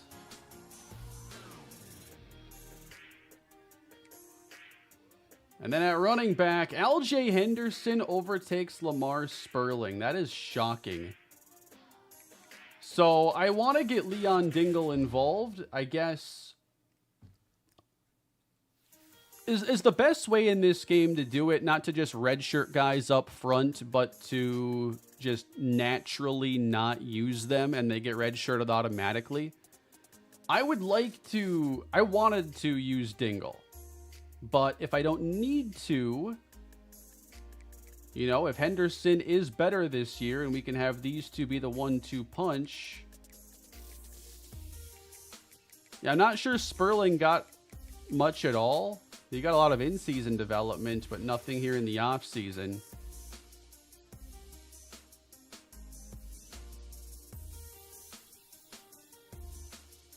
And then we got Morrow, McMillan, 78, 75, respectively.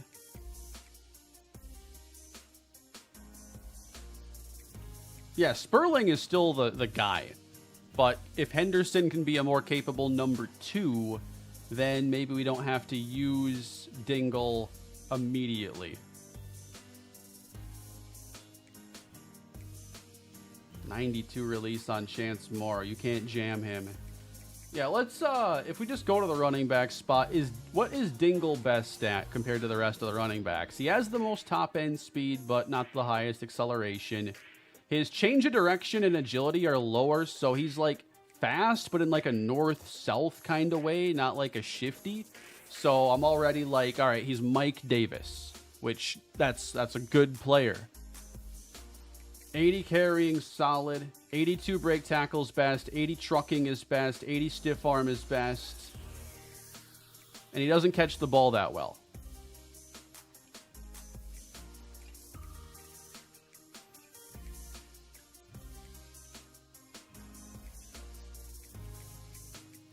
He's also the most injury prone.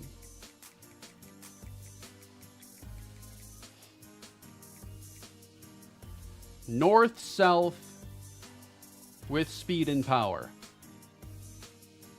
That might be... He might have enough skill to actually play immediately. Because, like, you know, we haven't had the highest standard. We need to make sure that we have answers for all situations. And in the red zone, he offers a skill set that not even Henderson does. So Dingle's going to play.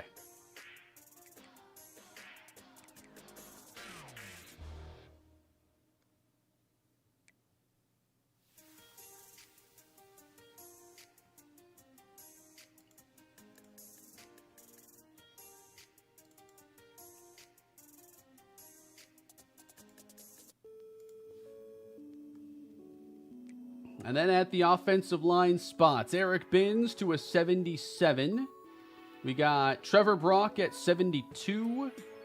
Liam Hamilton tops Chet Sanders. Sanders was a junior college transfer, but with his pass block power being so much better and pass block finesse, how do you weigh that versus the run blocking? Because he's actually an awful run blocker. Ooh. Hamilton might be the better player.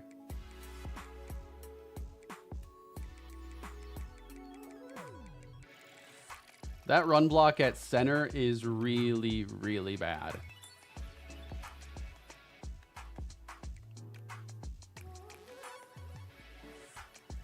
We got Matt Pajust at 82, highest rated player.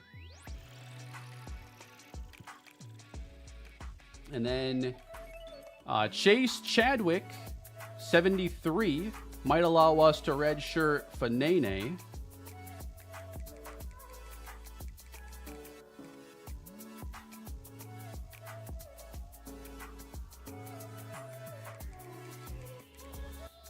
Wesley Williams at 77. So Bradshaw now third highest left end.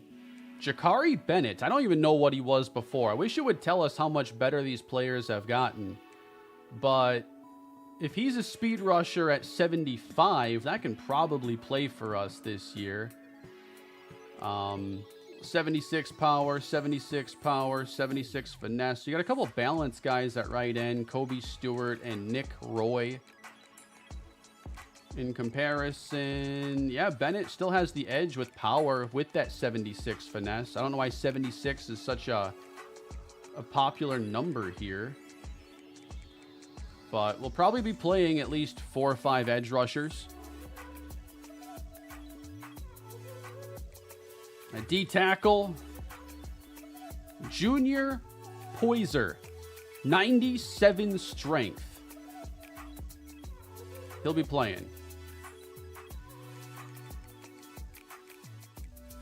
Kajust has 99 pass block power.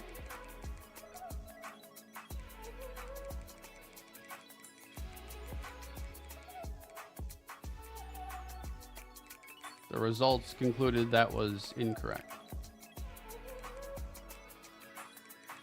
Deion Crawford at 76. Ziegler as an 80. Murdoch as a 76. And then coverage-wise, 70 and 77 on Red Murdoch. 71, 78 on Crawford. And then 66, 80 on Ziegler. So 3 guys who can cover a little bit. Oh, Pajust.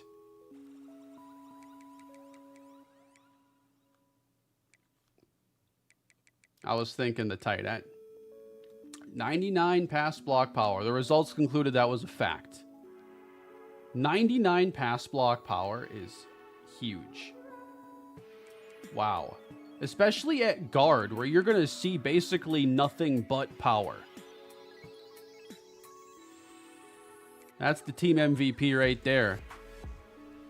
That's awesome. 90 strength, 99 pass block power with 90 run block power. We are running to the right this year. Wow. That is awesome. Good call, guys. Thank you.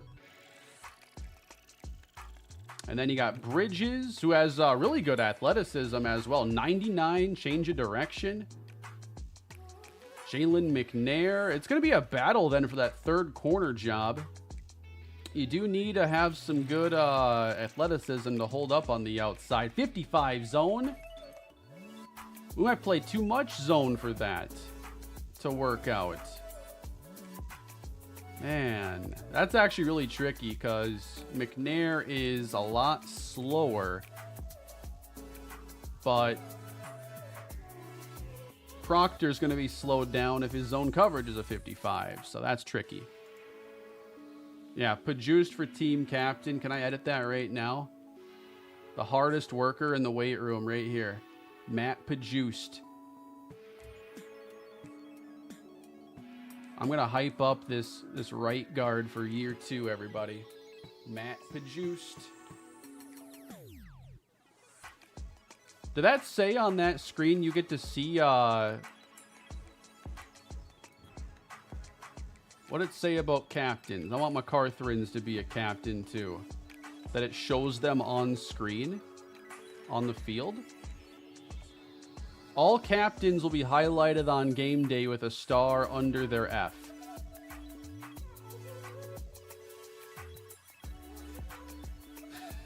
Whatever that means.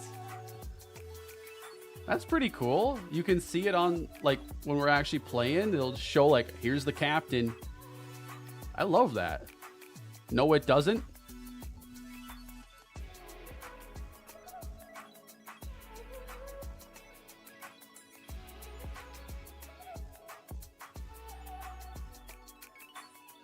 Tell me that works at least. Because I will set our captains every year for that.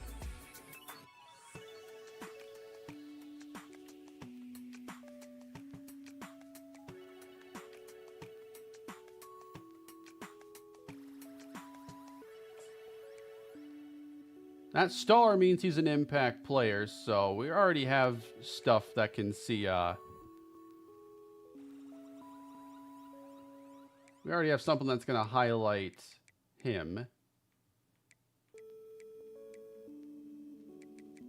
Let's go to safety quick.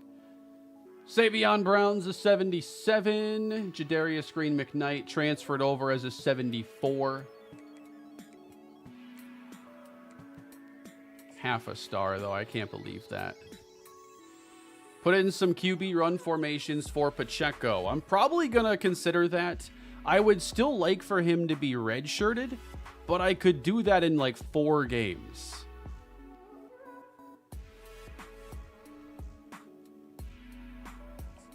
Pacheco definitely needs the redshirt year over like being too focused on as a package player.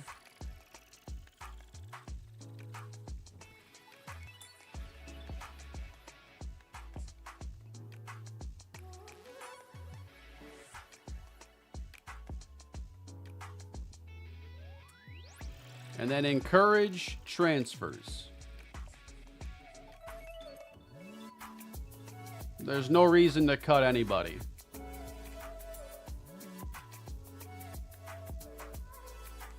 I'm not even sure if we're going to end up with walk-ons.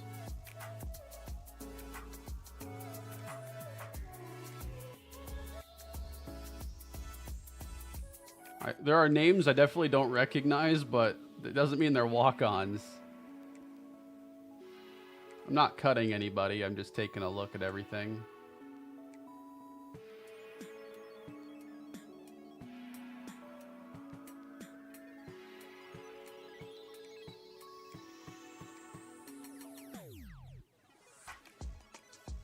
A 76-man roster. And then we talked about doing custom conferences. I really don't want to screw things up messing with this, so I got my, my year 2 save ready to go. I want to make sure that this actually works properly. I'm glad it's not in the preseason stage with everything else, but the goal was to get UMass at least into the MAC.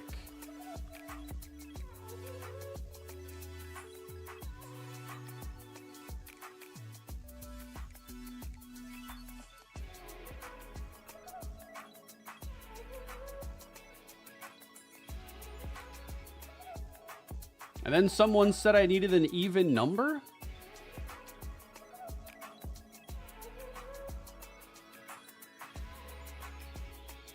Or can I just move UMass to the MAC like this and let it be?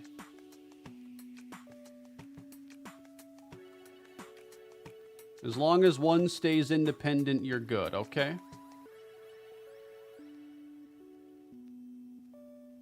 A lot of people saying to add in UConn, keep Notre Dame independent. Move ULM in.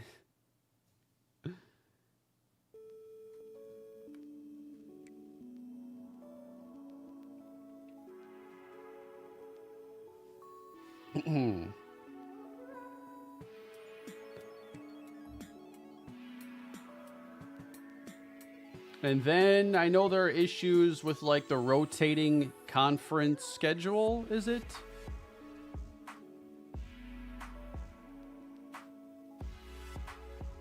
Add in UConn for the rivalry. Yeah, we lost to UConn last year, so they went 8-5.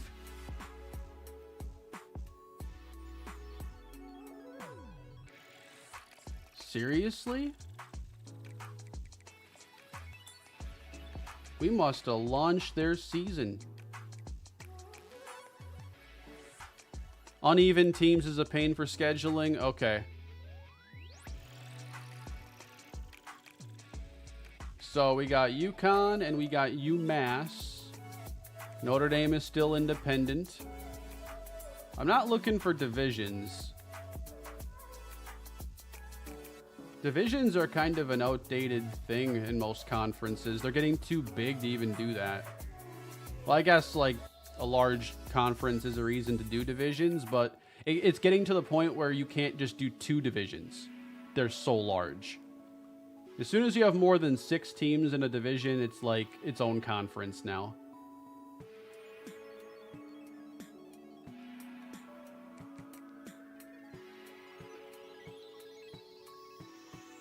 That should be good. And then I should be able to use the members screen, I think, to make sure nothing got broken by this when I simulate to the next step.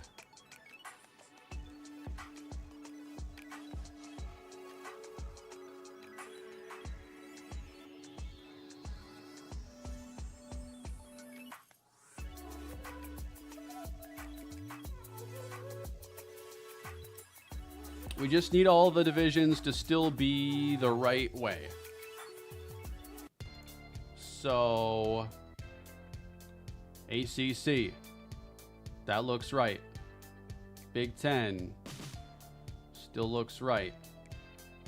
Big 12, Big 16, American, Conference USA has changed a lot. It's mostly like, not mostly, but as like a lot of the newer FBS teams. Notre Dame still independent. Here's the MAC. UConn in there, UMass in there. I don't have the most recent title update on my game. That should be something to know. Like, I'm doing a lot of things right now that might get messed up if I had the new patch. But I am not playing on it. I did not install it. And I'm in an offline Dynasty. F's in the chat for the pack 2.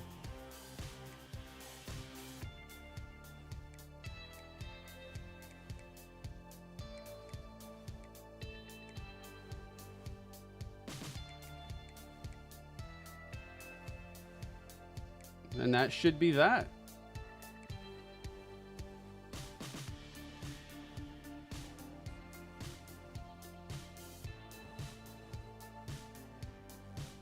Looks like we're on preseason now.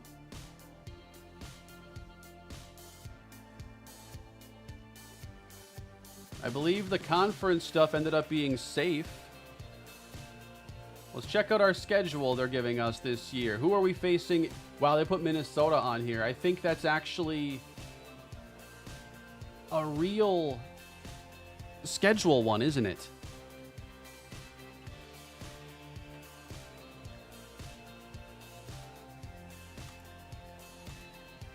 Minnesota played them in 2017 in PJ Fleck's debut. Is this one actually on the schedule for the future?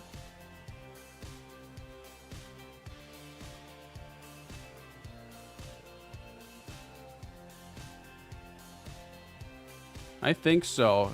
At University of Minnesota, or gophersports.com, has a 2025 schedule that does have Buffalo on there. So that's real. And I was already wanting to face either Minnesota or UTSA this year. So that's perfect. I didn't realize that would even be there. Miami week 6. I think every year we have to have a game like that where we're like a sacrificial lamb somewhere. We faced Missouri, challenged them. Now this year we're going to go to Miami.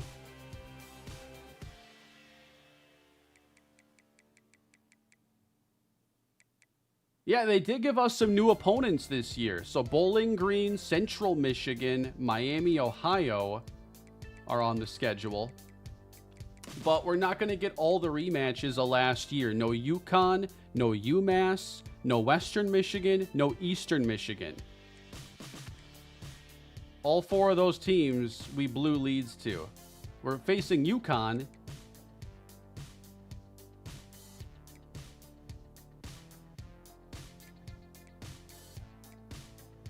Bowling Green, Central Michigan, Miami, Ohio. Those are new. And technically UConn because they weren't in conference. Our home schedule is very heavy late in the season, which is good for like those later developing recruiting battles. So I want to make sure we have a few more road games still. 3, 4, 5, 6 locked in home games. And then I should be able to change this one. Can I get a Louisiana Monroe?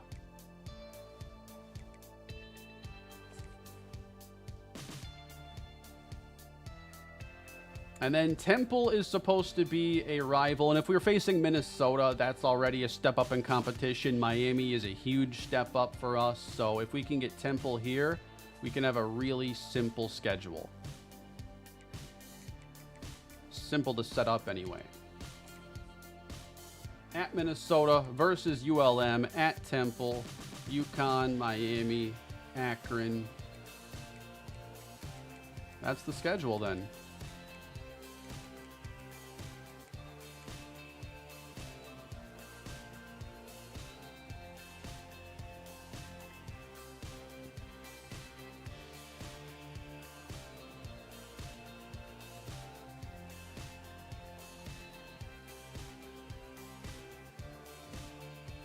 And Miami is kind of fun because that's my series I'm doing on the second channel, so I like having that one in there. I wonder who their quarterback is now, because in my series, I brought in Nicholas Vadiato in the transfer portal. What did they do after Cam Ward in this series?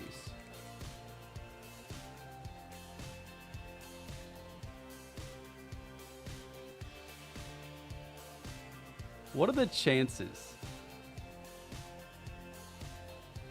Just destiny.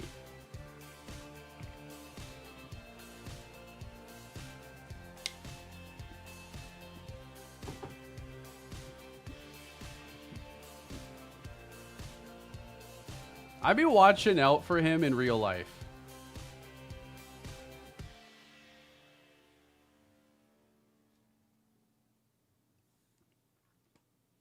And they kept Damian Martinez on this team. They lost Chris Johnson. Wow.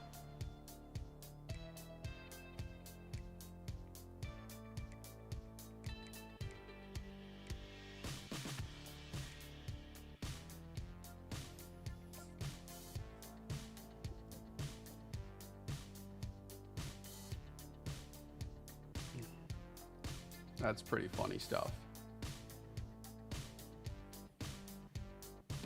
I am 100% going to watch an IRL Buffalo game this season because of this series. I'm curious, like, their schedule, what the televising situation is there.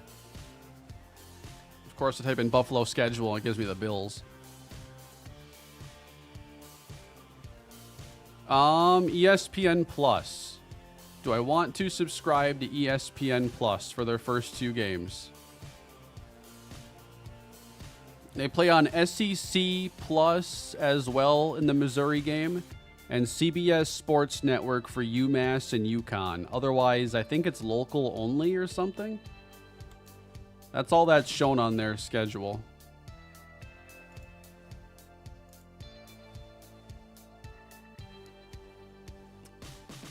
Yeah, coach points for recruiting. That's probably going to be the move here for much of it.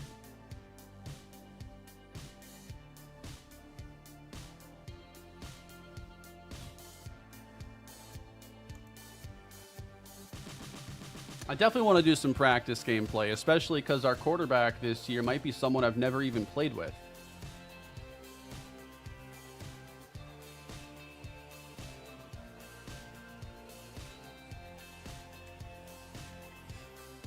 But I'm not going to mess with this too much on stream. I can probably do it afterwards. But for redshirting, should I specifically redshirt players or trust that I can just not use them? Like Pacheco, I don't have to really work that hard to keep him off the field.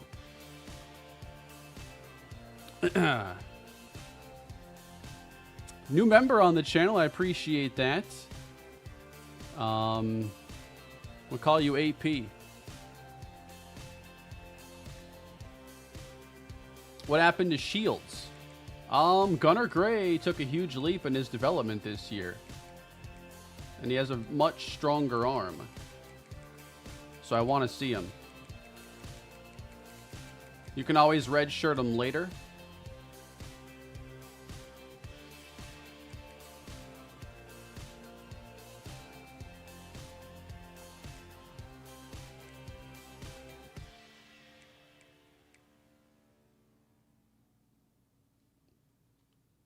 When you redshirt during the season, it resets your depth chart. I definitely don't like having to fix that all the time.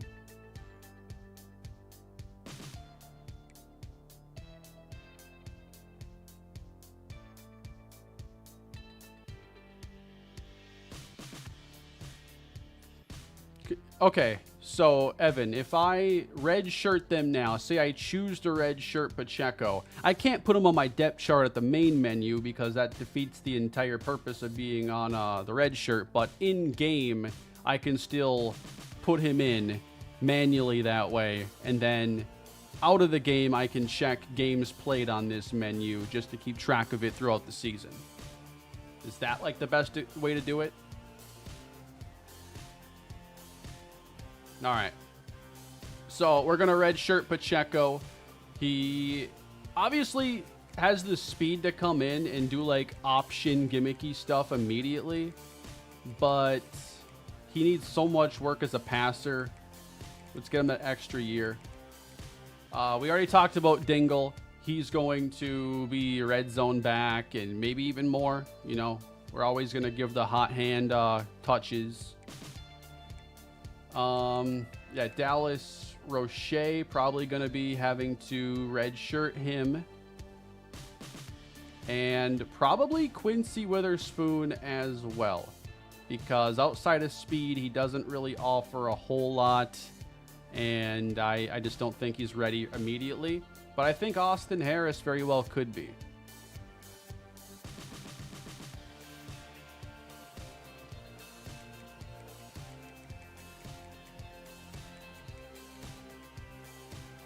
Not a great route runner, but I think he could be used in kind of more of a red zone role, someone you throw the ball up to, although Morrow is kind of better at that job. The issue is just like, who is the third receiver then? Because we're going to need at least 4 But who's the third guy?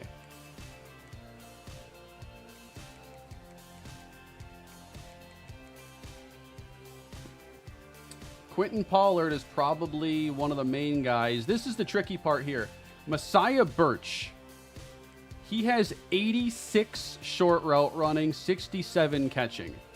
So he has the route running to get open underneath. Birch probably makes a lot of sense as a slot receiver. I've been playing Morrow in the slot, but with Jenkins moving on, I might keep him outside full time. You just might have to live through a bunch of drops from Messiah Birch, is all. He's not going to be a volume slot, that's for sure. But I don't think that we have to worry about that too much with this offense. And then at tight end, Kevin Kajust, I could see him getting the 4 games of playing time. I am going to redshirt him. We have a couple guys that are just higher rated, more well-rounded tight ends. But eventually, Kajust, we're going to unleash, his speed a little bit.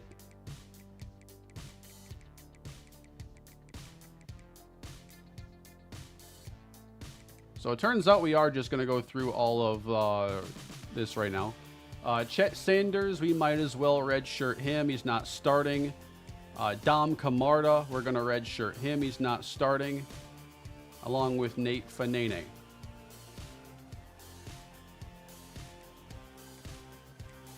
Jermichael Humphreys is one of our key additions in the class, but nothing stands out that says he should get on the field as a true freshman. Yeah, he's just not ready yet.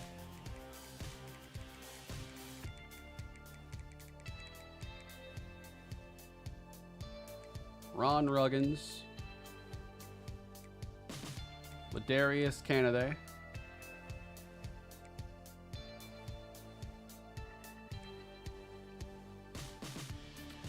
Matteo Buffelli. He was a 3-star, only a 67 overall. I guess I had pictured these 3-stars having higher overalls than this. I'm glad, I don't want it to be easy to, build the team up or whatever, but 3 stars, see, I was getting 3 stars so easily. But they come in, and they're not even, anywhere close to being ready to play immediately in most cases. So I think 3s might have been a little bit better in the previous game, if I'm not mistaken.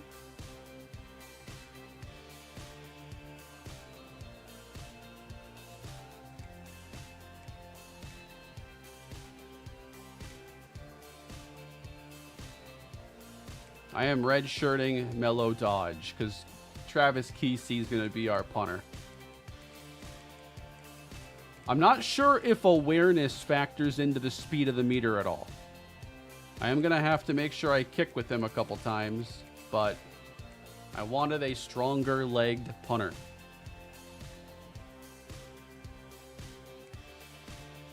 Yeah, I'm curious out of the players I brought in this year, specifically the non-transfers, whose ratings were best.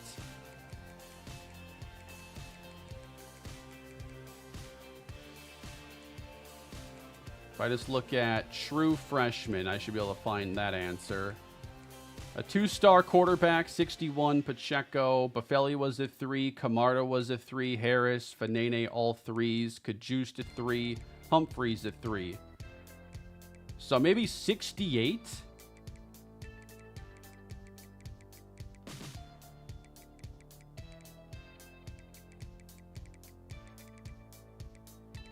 Yeah, what was Dingle?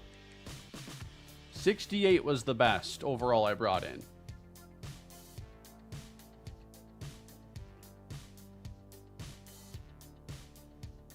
And yeah, we should check on some of these caps.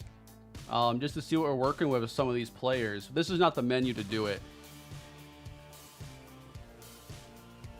I guess the last player to make a decision on here is Austin Harris. If, we roll out Morrow, McMillan. I think Birch has a role just because he can run routes and he's a pretty good athlete.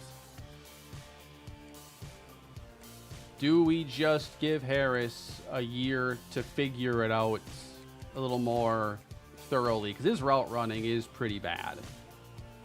It's not like I'm rolling him out there in week 1 to help us win a game yet. But I think by the end of the year, we could get a little look.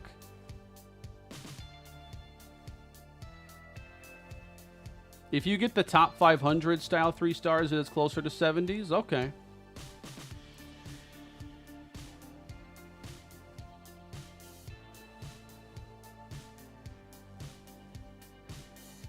Yeah, I mean, if we burn the red shirt, that's fine on him.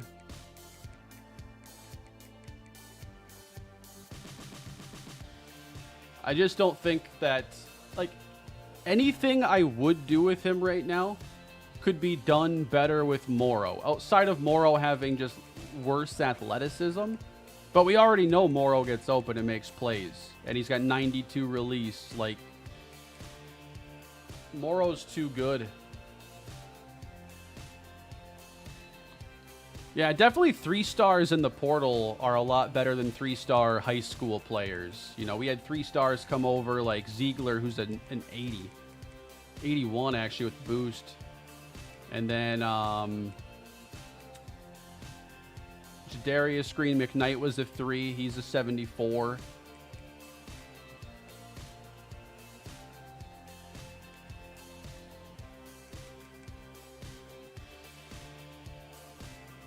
And Wesley Williams is 78.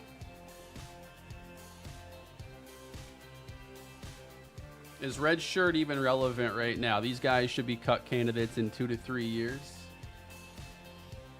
We'll see. We'll see what this season looks like for us. I guess in my head, I haven't done, like... I purposefully have not been watching, like, a lot of Dynasty content or doing other stuff outside of Miami because I want to, like, learn as I go. If I learn too much early on, all it's going to do is speed up the rebuild and have it take less time. I think it's more interesting to kind of learn a little bit slower. It's already fast enough having 2,000 of you in the comments basically steer me in the right direction. Some of you will. Some of you have other plans. That's fine. But, I don't know. Like, I'm here for the ride. Don't ruin my ride. What's going on, Chris?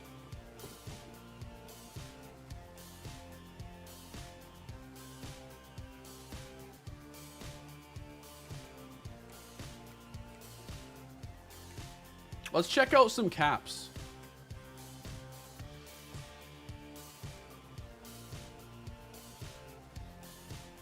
All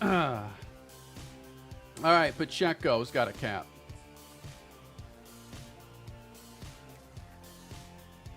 His arm is not going to get much stronger. That is a really rough cap. Accuracy is also capped. His ceiling seems pretty limited. He can become a little more refined accuracy-wise. That's really all that's going to happen here with Eric Pacheco. That's not great.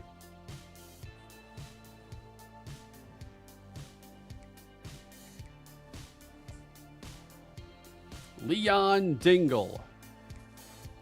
He can get a little bit stronger from here. His elusiveness really isn't, and he can't get any faster. He's got enough speed, though, as a power back, especially.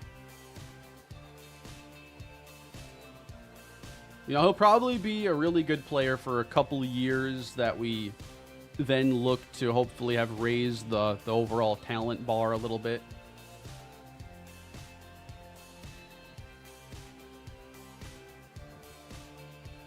And then we really need some good caps here on guys like Harris. I put a lot of effort into getting Austin Harris, and he's an impact guy. Okay, power is not the most important one. Route running, though, to be capped that steeply is a concern. I gotta say that's an L for a 66 overall. His hands aren't gonna get that much better. So it really seems that it's not exactly like Madden, where you get a dev trait with a young guy and you're like, all right, star dev guy is going to be good. Superstar guy is going to be even better. It's like the dev trait is kind of the rate of development, but these caps mean as much. I think I'd rather have normal development, but with less restrictive caps in this case.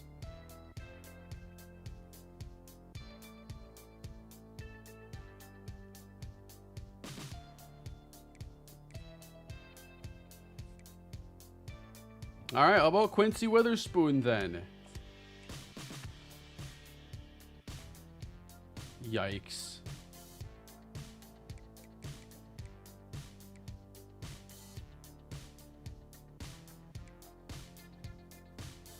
It's not a high ceiling. And they're only 3-star players, right? They shouldn't, like, nothing should be saying these guys can be elite players.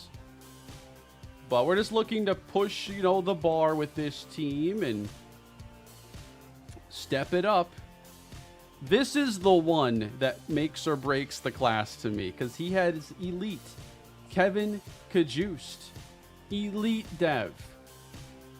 The only player I brought in that has mental abilities.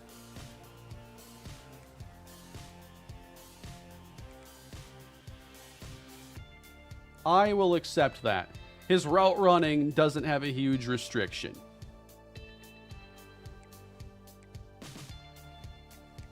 This is fine.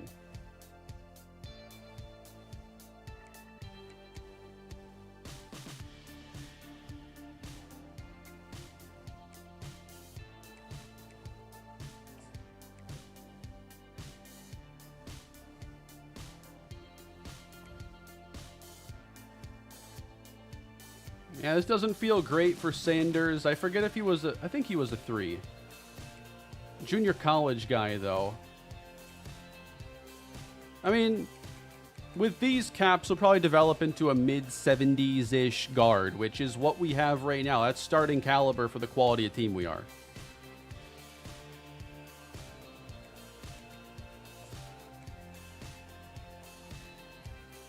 It's, some of this is better for Camarda. His power is already at max.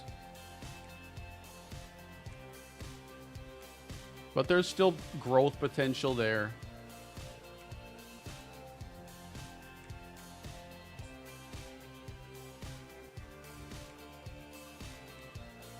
Nate Fanene. Ooh, these caps. Quickness is already in a good spot at least. His pass blocking has more room to grow than his run blocking, but he already has good run block finesse. Debatable how impactful that is.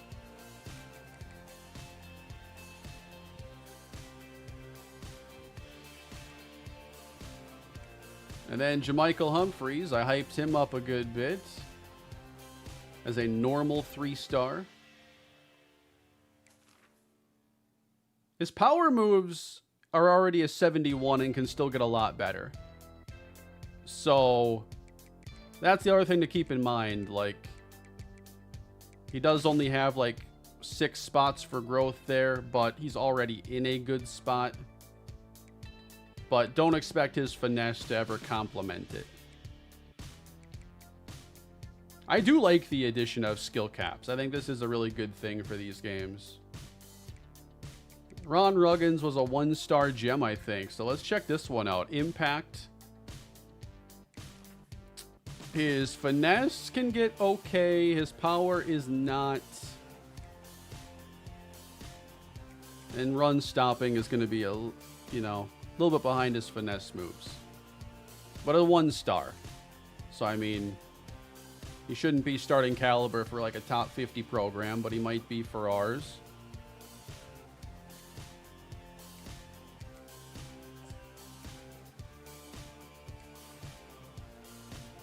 This is actually concerning, though.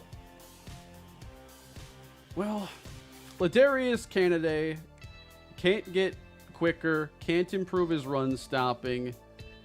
Yeah, that block shed is bad. That tackling is only okay. When you say it can't get higher than 77, that's not ideal. So the only thing he can really do is get better awareness and coverage. And even that's going to have limitations. So Canada is more of a backup linebacker.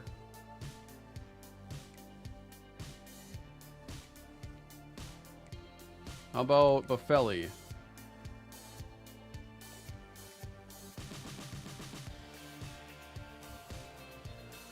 Still some decent growth potential in man. A little bit less in zone, though.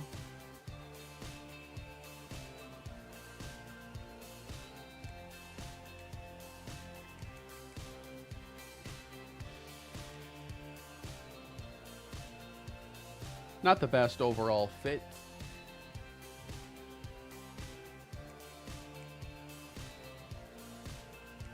And then, of course, the skill caps for our punter.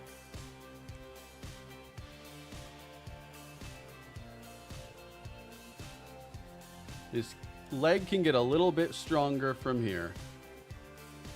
Slightly more accuracy.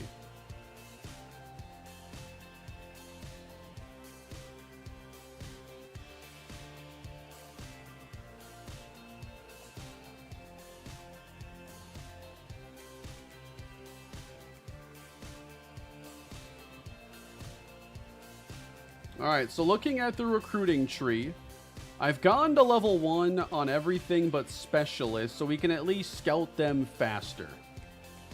The next step is probably to get us at level 2 for the most important spots. We're definitely going to do that for DBs. I'm just going to go to tier 3. I have a lot of points I can spend here. And then I want to also focus a bit more on quarterback, because we still don't really have like a great... You know, I brought in Eric Pacheco. He looks very limited, though. So we're going to be back looking at quarterbacks this year again. We're going to go to tier 4.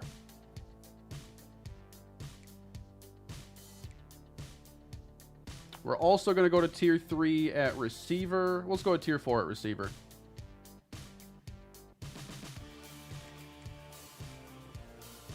Tier 3 at D-line.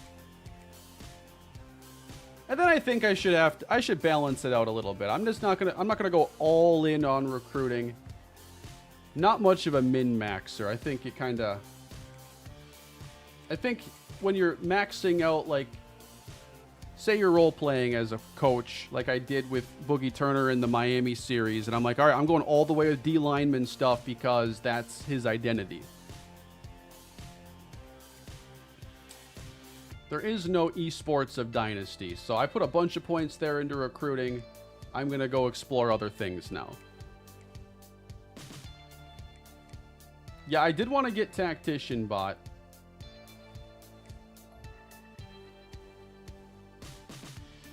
I think right away this one's going to be nice to have. Throw on the run, throw under pressure. If I go all the way here, we can get short and medium accuracy boosted. And, you know, Adam Kane was a quarterback, so we're going to go all the way there. And then I'm thinking probably offensive line.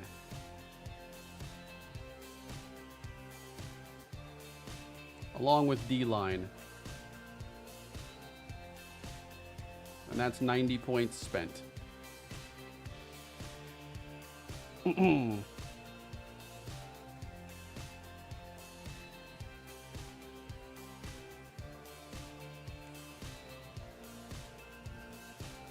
I boost D-line because on Heisman or all Madden difficulties, like, it's often difficult for you to compete in the trenches, and if you can't at least hold your own there, like, it doesn't even matter what your secondary is.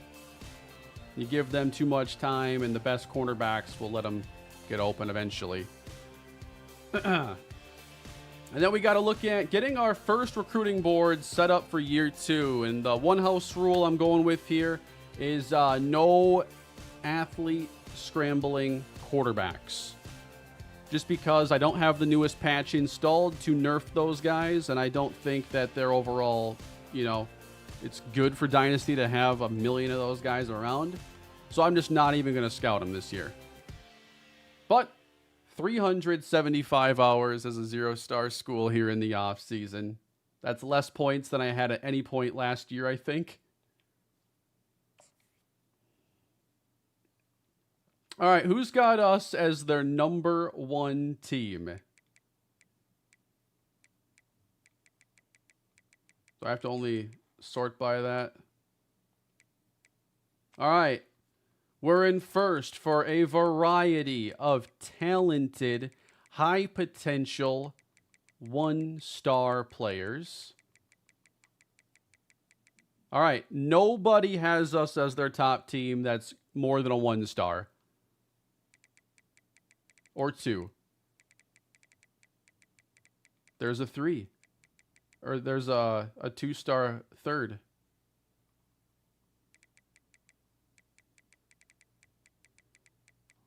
Interesting start. This is only the recommended, though. 5 stars. No one interested off the bat. 4 stars. No one. 3 stars. That's it? That's it? I mean, and some of these guys, if they're not in a pipeline, sometimes I'm not sure it's worth it. Like, I am not convincing Al Tucker from Milwaukee, Wisconsin, with Wisconsin as his number 1 school. He's not coming here.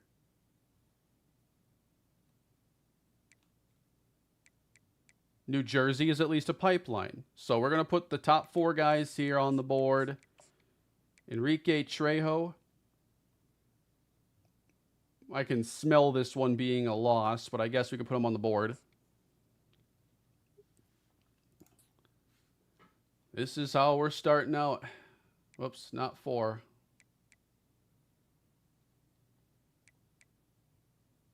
I thought there were some 2s that had us higher.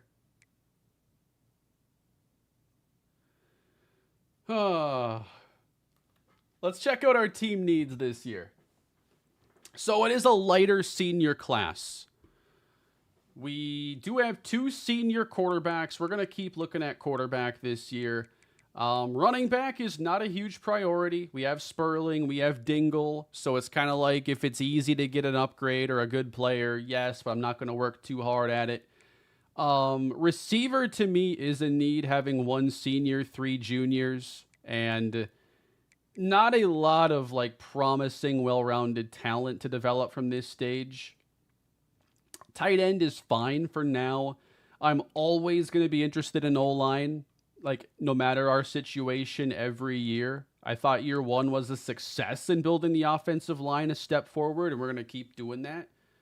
And then on defense, our seniors are primarily in the secondary. 3 seniors, 3 juniors at corner, and then 2 freshmen on roster. So we need to be hammering corners this year as well.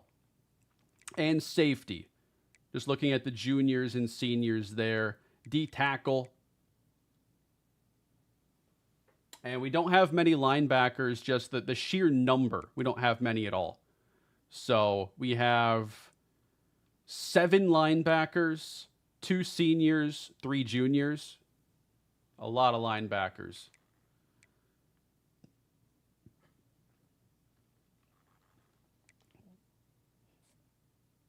So let's build up a board here. Let's get some corners.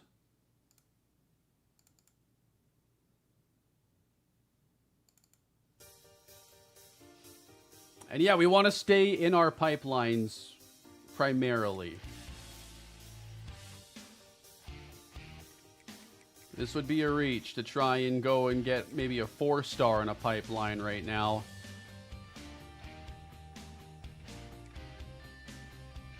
I mean, maybe we take a shot on like one guy that's a far ways out of deciding his top 8 and just see if it's even possible. I'm seeing Sidney Peppers as he has a playing time deal breaker. I mean, a 4-star, any 4-star can start for us. And he's the furthest away from his top 8. So if there's someone we're going to reach on, maybe him.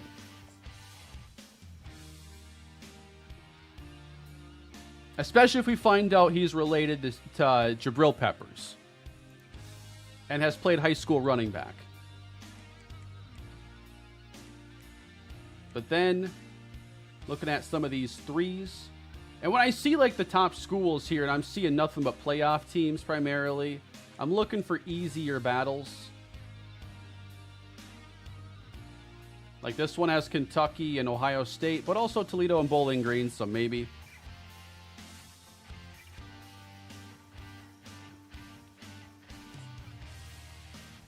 He's also so close to his top 8. That might be even too close.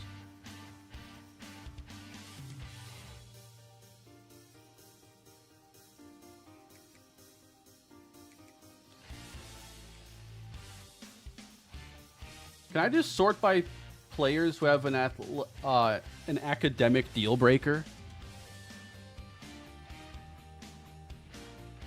No, those teams might not recruit him, but if they do, I'm not going to win. So on a lot of those players, I think I'm better off even waiting a little bit just to see if they get offers down the road. Because if I spend the points now and say, you know, Virginia or any other big school offers them at the same time, well, I can't compete with that. So I'm looking for battles that I think I can actually compete in.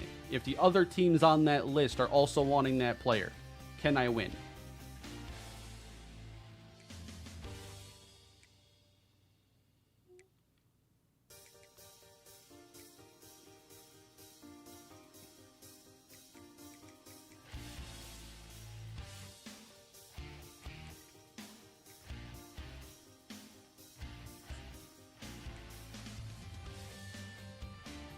And I'm also looking for guys that are a little bit further out of their top 8.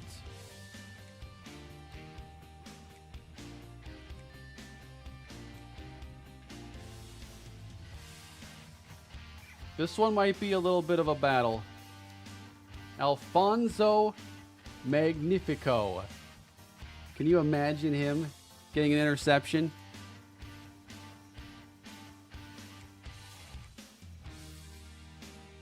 And yeah, anybody that already has us in like their top 8 already is nice.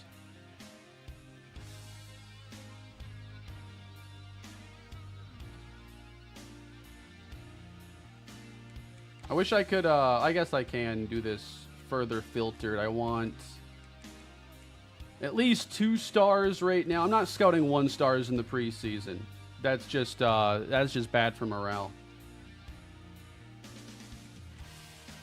And then can I choose, is pipeline an option here in state? Just to narrow the list down better? I don't think so.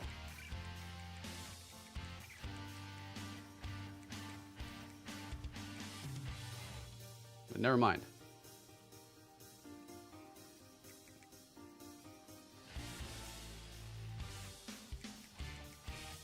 Did I get some cornerbacks on the board already? I don't need like 7 on there. I got enough to get started. Linebacker is a huge need as well. We just don't have many bodies there at all.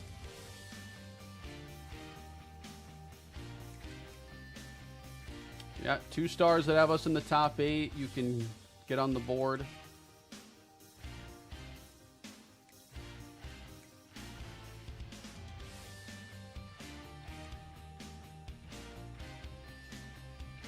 Do we try to go after Dante? Dante Minor, number 9 linebacker in the country. He's a 4, so that would be a huge reach, but the teams, you know, are a little bit easier. Far out of his top 8. And he's an athlete, so, you know, the athletes are always the most intriguing guys. What is his deal breaker? Procs the home, which we're really good at.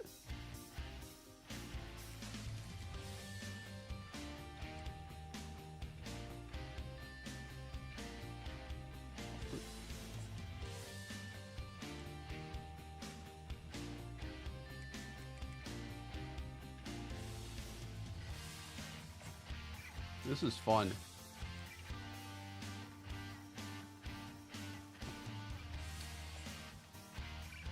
All right, so that's some corners, that's some linebackers.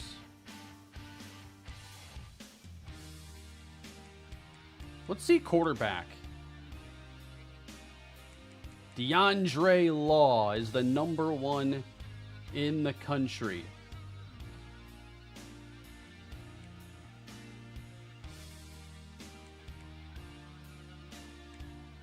How about as far as interested in us? There's a 6 here. Or like a 3-star. Ray Elway. Ray Elway to the board. Improviser.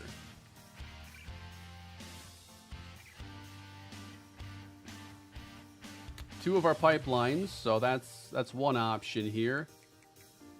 Yeah, I want to get at least a handful. And him being an improviser, that's just so much more fitting than if you're like just a pure pocket guy. I want to get a few quarterbacks at least on the board so I can know what the landscape looks like this year. So Simon Colombo also going to the board. 2 stars that already like us. I might reach a little bit for a 3 after only getting a 2 last year. How many pipelines do we have? Only 2? So then if I sort by ranking the right way, I'm not going for scrambler athletes. Those teams, I would prefer if I'm reaching up that high that they have both of our pipelines. Manu Quick.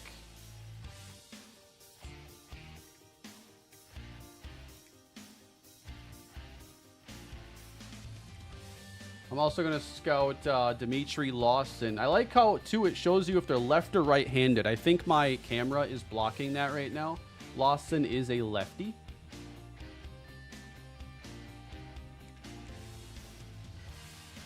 Moses Metzellers. Scrambler athlete. That's a 5-star name.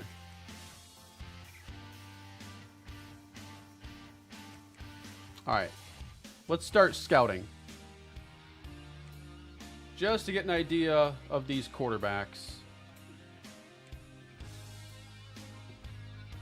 Ray Elway. Speed looking pretty good. Throw power looking pretty good. Oh, the speed ended up a lot lower on that, but yeah, this would give us a lot more to work with. I like Ray Elway. Now, I have to be careful here with how much I scout because I'm so limited. I can only scout if it takes me 30 points per player. I'm going to scout 12 players.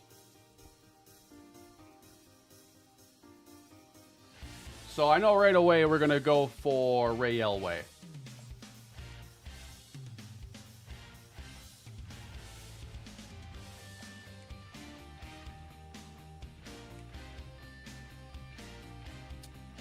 Let's go to the corners. And actually, I want that, yeah, that 4-star here. I mean, I know he's going to be good enough.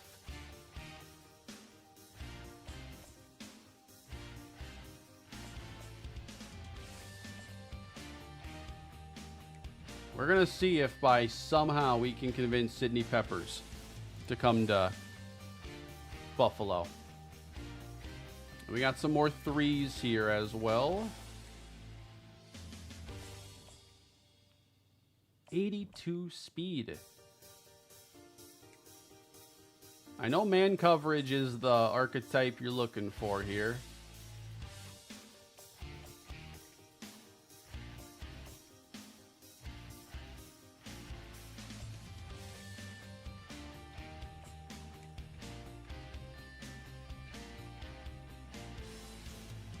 Alfonso Magnifico.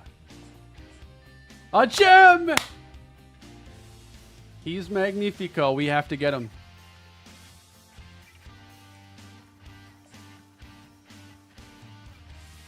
Of course he's a gem.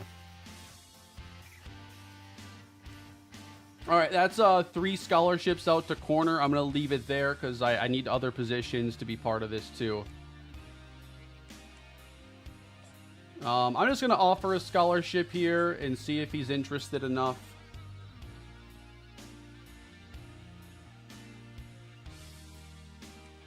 And then it's 3 run stoppers. Ernsberger is ranked highest and has a 6.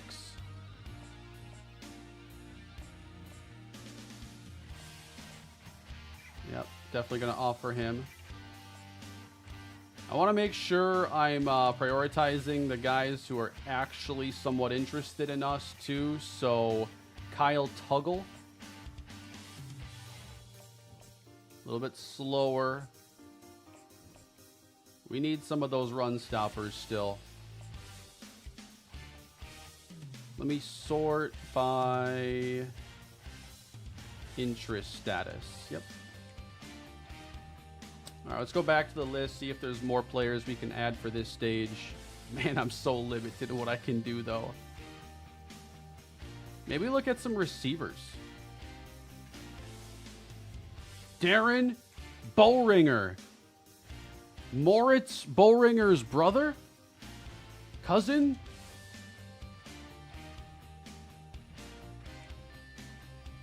They're not recommending anybody that's above a 1.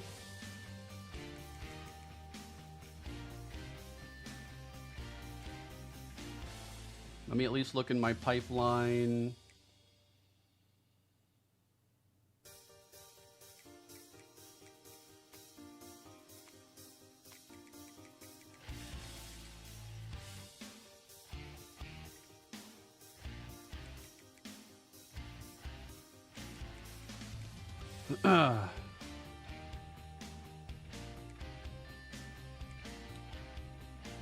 It's going to be tough to get me excited on 1-star receivers, to be honest.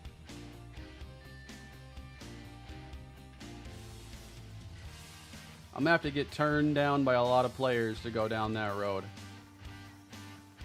Give me some 3s. Ryan Thompson. Man, this is a rough, preseason. The 3 stars. This guy won't even talk to us because he wants to be closer to home. This is, 5 miles too much. This is ridiculous. Even 2 stars are like, no, this doesn't work for me.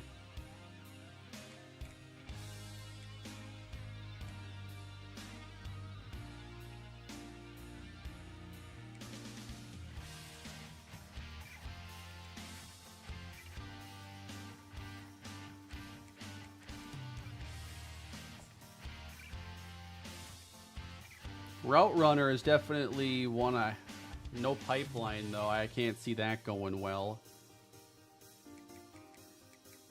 Let me try to use the filters here at least. Route Runner would be a nice one to target.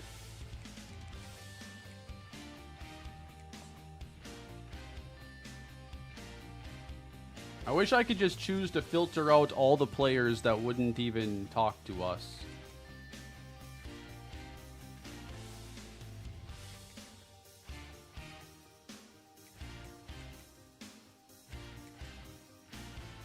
Sean Prochet.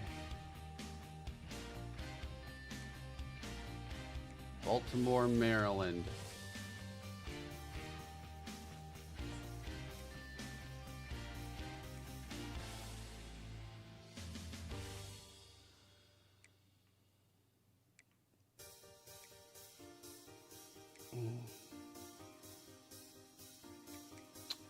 Would you say that 3 stars that are JUCO have a tendency to be higher than a 3-star high school player?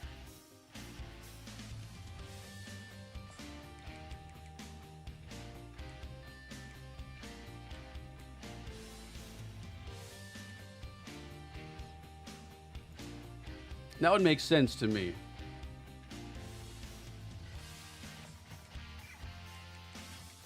Yeah, Roche, yeah. Of course, I brought one in, and I felt like the JUCO guys were always nice in NCAA 14. I wonder if this is kind of a response to that. They have been nerfed a little. Even 2-star JUCO guys were pretty useful in NCAA 14 when you were building out a low-star program like this. A gem, Enrique Trejo. He's got wheels and at least one route. Yeah, his medium is bad, but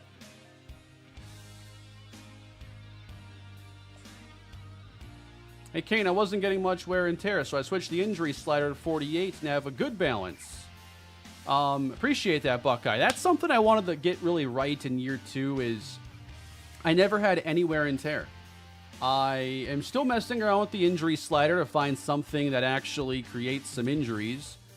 Quarter length has been talked about as kind of a thing that has to do with it. I'm curious, Buckeye, if you can just throw it in the chat what your minute quarters and runoff setting is.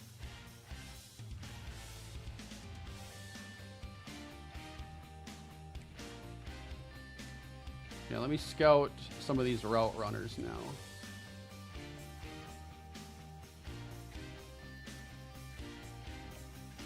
.72 short as a freshman is not that bad. 11 and 17. Okay, you're very close to what I have then. I'm going to try boosting my injury slider a bit more than I had it. I've been raising it, trying to find the right spot without going too far, but I'm just going to probably bump it up to something like 48.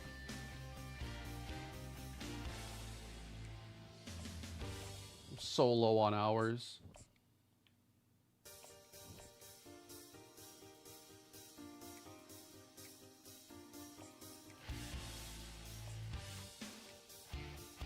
And then maybe I just take my remaining points and I throw out a couple scholarships because it probably does more than one more scouting session. Man, I really need to fill out some other spots on this board too. There's still some other positions that haven't gotten the love. That's okay. The board's going to change a lot, of course. Especially if these like 3s and 4s don't look at all good for us.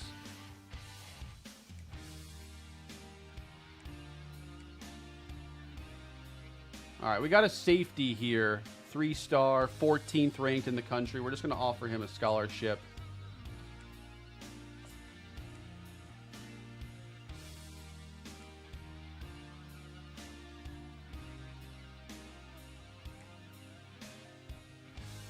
And then, yeah, I don't have any O-line on the board right now.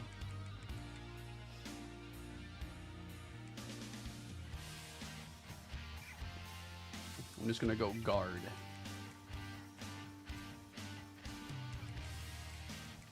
There's a 2. No 3s have us all that high. So then I might try to find one in the pipeline and just throw out an offer.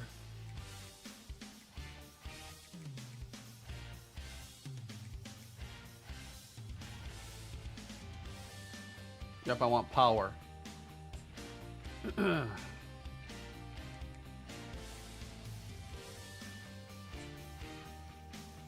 Perfect.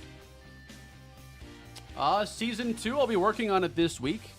Tomorrow is, Madden 25's launch, but I don't have like huge plans with Madden this year. Like, I of course I'm gonna check it out.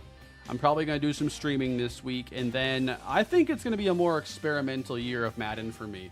I'm not looking to do like a new franchise on the main channel, and then I'm not immediately looking to do a franchise on the second channel. It might show up down the road, but I think I'm going to be experimenting with some new content, primarily on the second channel, different rebuild-oriented videos that I've been thinking about. So, going to be a very different approach now that this game is out. More Road to Glory streams? There will be more Road to Glory. That has been fun, and I want to play out Cannon's career there pretty badly. All right, I think we are good on this stage then.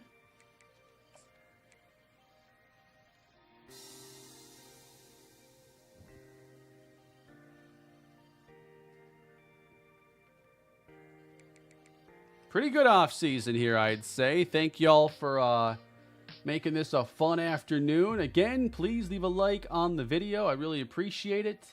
I think I've been locked out by a couple players already.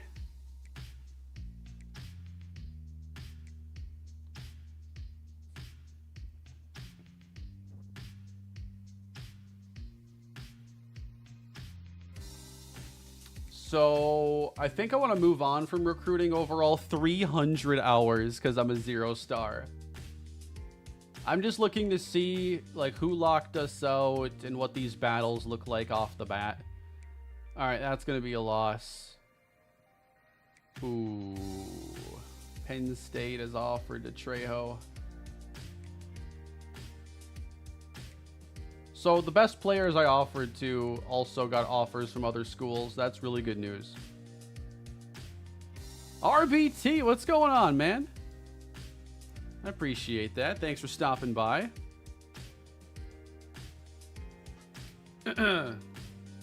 RBT, if you don't mind me asking, are you spending this week on Madden or college football?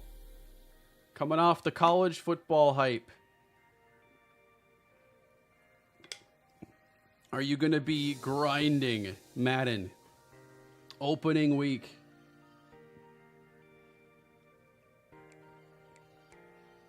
I got to say, guys, this initial recruiting board for Season 2, not looking promising. Going to be a lot of reshuffling, but this is the big one to keep an eye on, all right? Ray Elway, 3-star quarterback. Already has 4 offers, so we know this is going to have to be like a send to the house situation right off the bat. I have 300 hours to spend right now after dropping Buffalo to a 0-star program. Grinding Madden for now. We'll start uploading CFB again closer to season starting. I like that. I like that idea. Yeah, I'll have to check it out tomorrow and see what there is to do. I know some videos have already dropped on it. For those of you in chat, are you looking at, Madden this week? It's just so different because we haven't had these 2 games come out together in so long. And this is not a year where Madden has like any hype going into it. Very light on the marketing push and the information. So it seems like a tough year to, want to play Madden over this right now.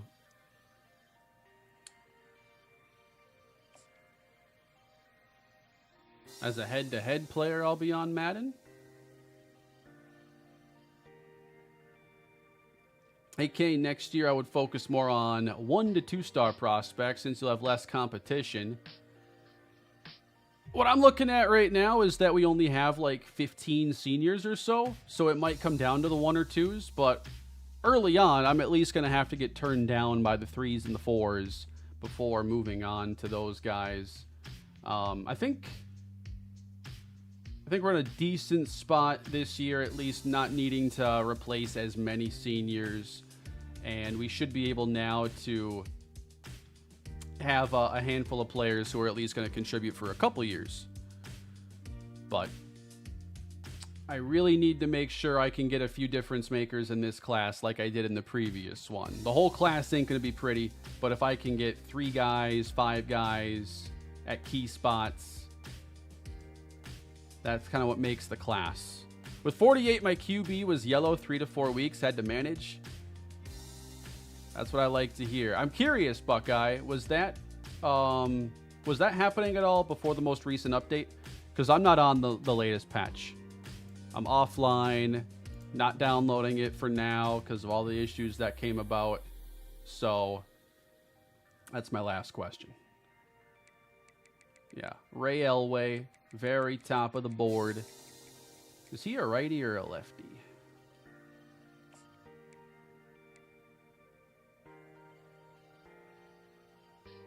Not sure if it tells you outside of the prospect list.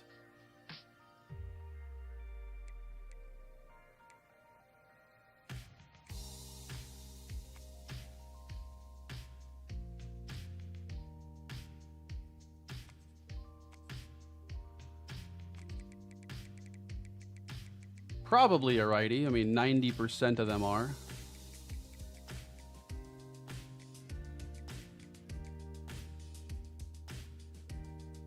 Can I not look at him on the list if he's on my board? Like, I should be able to.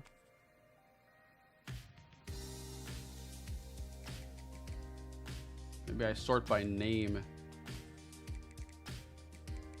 What was his name again? R.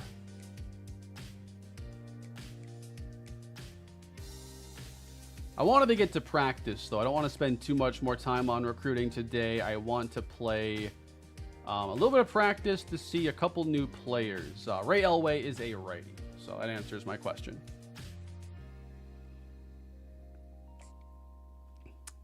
Let's see. It was, but I had 2 quarterbacks out for the year. It was down to my 3rd because I was pushing wear and tear too much. See, I want to be in that predicament. I want to have to make tough decisions. I want to have to play the Leon Daniels of the world because of injury and wear and tear. I'm going to have to back out of Dynasty and reload it to get that practice menu to pop back up. That'll happen from time to time.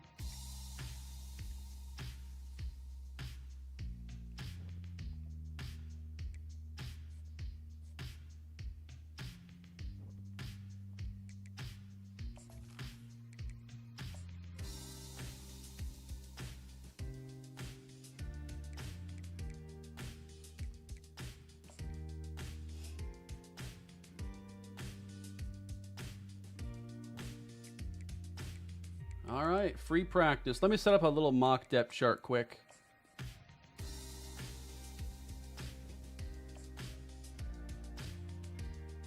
All right, so we're going to see Gunnar Gray and Jack Shields. Obviously, Sperling's the guy there.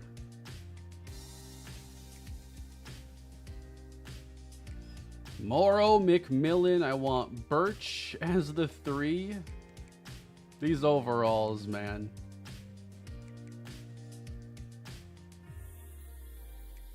Feels good. I ain't afraid of Leon Daniels. Why do they do this? You're listed at right guard. Just start at right guard. Why are you giving me this extra work?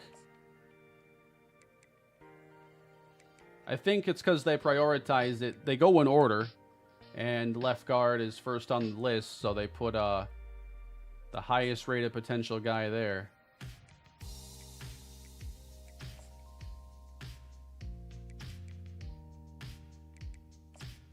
What do you mean?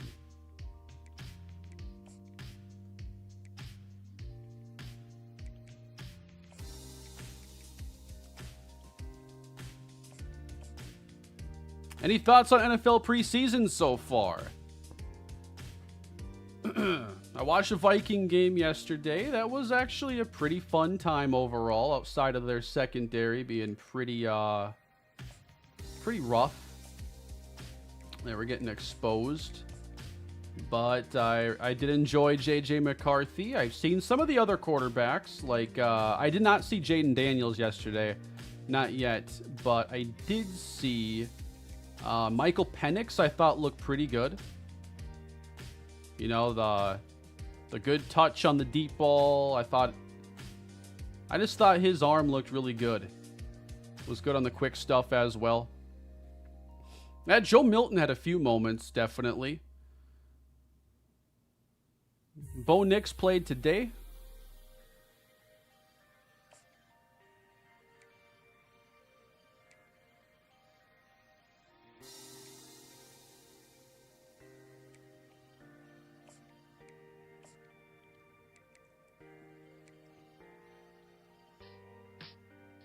Oh, yeah, Caleb. Yeah, he looked good, unfortunately. He did have some really good moments.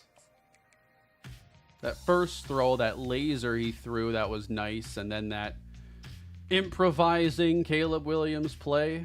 That's what everybody was waiting for.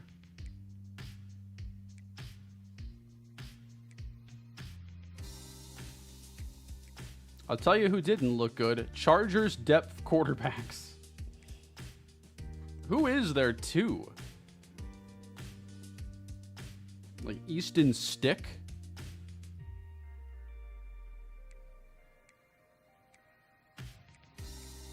Is it still? I feel like he's been their backup for a while.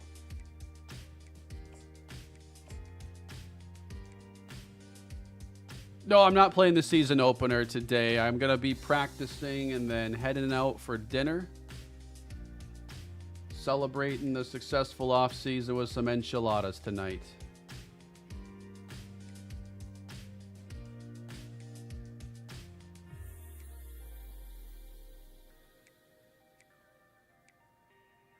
Easton Stick. Oh, our kicker got up to 89 kick power. That's nice. 84 accuracy. That's usable.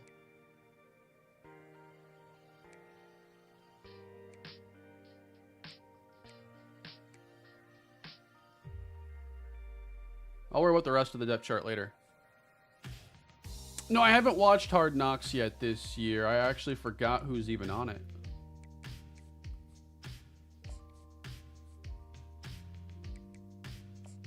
Who is it this year?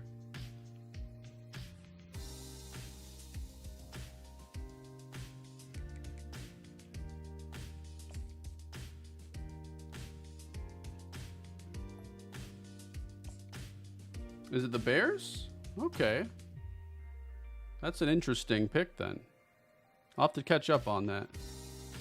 I did see Ben Sinnott's highlight. That was pretty sick. I like watching tight ends run people over.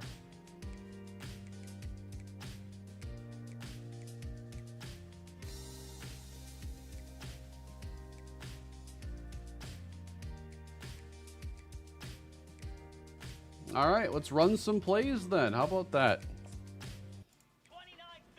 All right, everybody. Gunnar Gray is in the game. Number 9. Why is Sperling at slot receiver? Well, I can answer my own question, I think, but I don't want him there.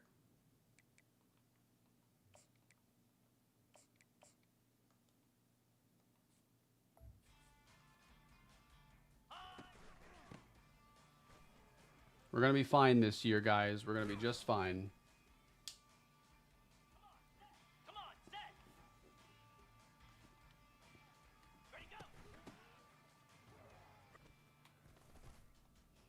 Sperling probably could get some slot snaps, but I'm not looking to get that look at the moment. I mostly just want to see what Gunnar Gray, you know, what his arm looks like. So we got to let some of these rip.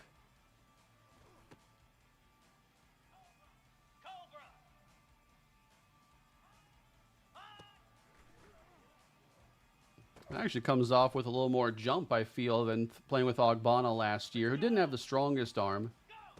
Gray does have a pretty strong arm.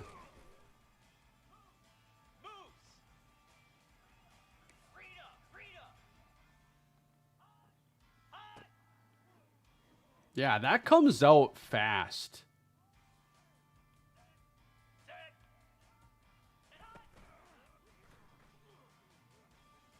I don't think we're going to have much of a deep game, but if there's something open or like in single coverage, that's when I want to try taking more shots. You know, I've wanted to adapt the offense a lot.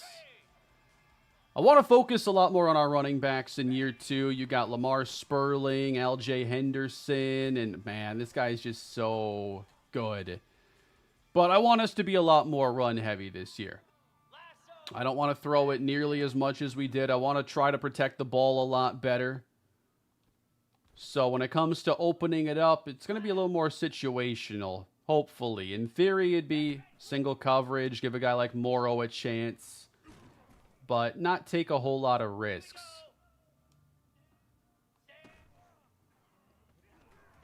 Okay.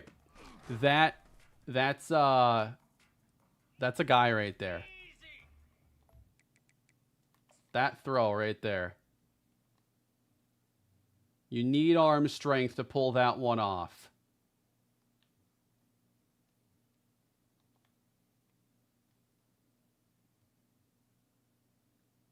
Gunnar Gray. Very quick release. Combined with a very strong arm. Let's switch the formation now. Get set.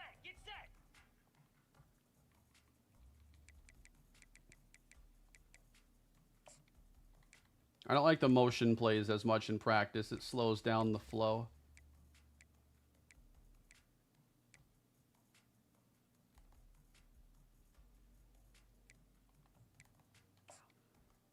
I want to back up too, because I actually want to possibly see his arm on display a bit better. Give me midfield. Cricket. Ready, go.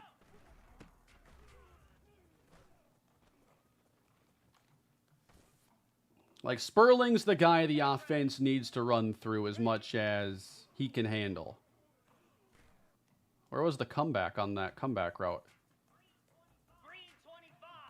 Ready.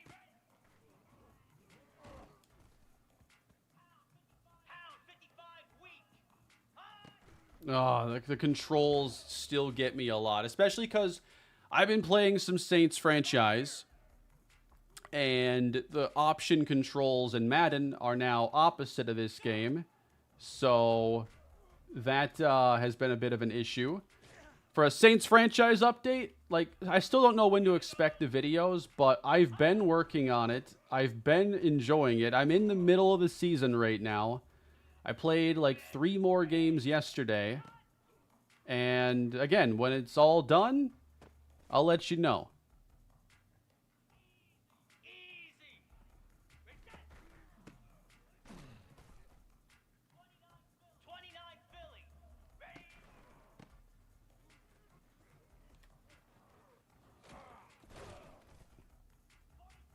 42 Spider.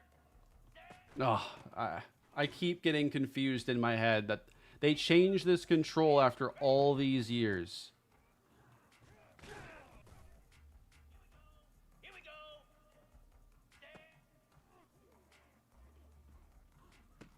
That's going to be tough for Shields to contend with.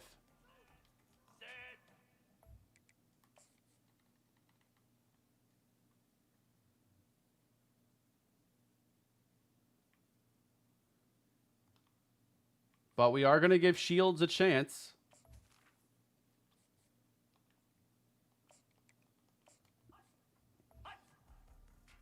Let's get I really hope they don't double Morrow. They're going to have a safety in that area. Yep, there's Messiah Birch, and you're going to have to get used to that probably. All right, Jack Shields is entering the game now. We just got to see Gunnar Gray. And now Shields hoping for his chance. He's going to get an open look to Morrow, so that's at least going to help.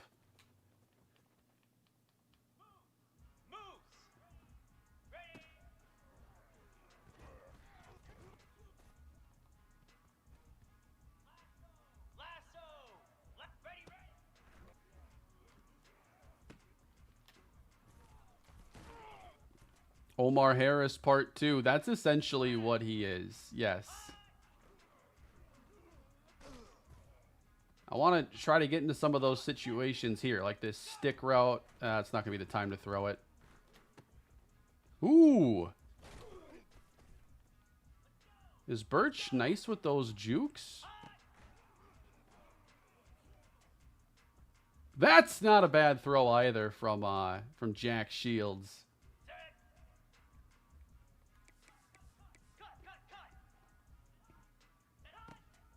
Yikes. Like, Ogbonna didn't have a very strong arm. That's the one thing you got to keep in mind. That no matter what we do, we're dealing with a much stronger arm quarterback in Season 2. I'm already over this formation.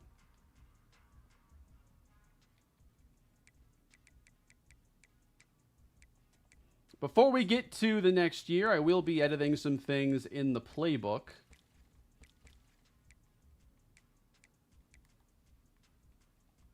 Some new wrinkles. Here we go. Ready. Scott Jr. I don't know anything about him, honestly. There's going to be some new names to get to know.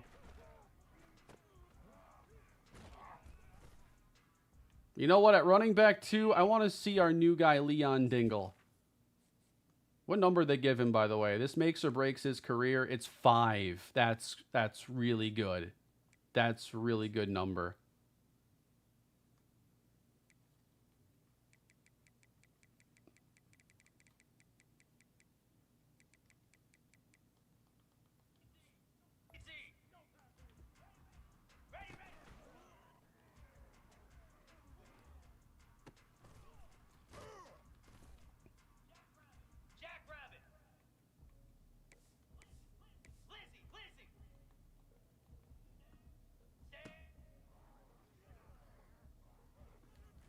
He can get it there. I want to see some of these throws with shields and then try a lot of the same ones with gray and just see how differently they feel.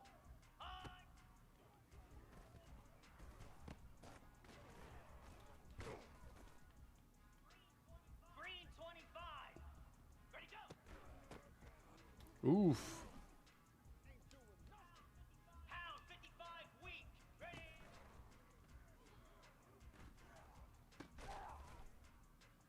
Yeah, specifically like those deep, those dig routes. Are those a little more usable with a guy like him? Here we go. Oh my. That double pass is kind of fun.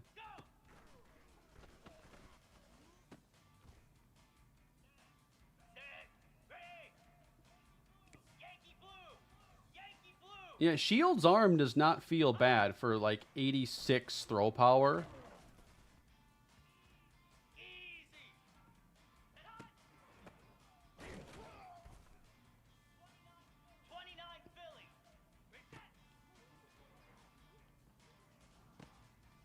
So let's try some of these same throws then with Gray.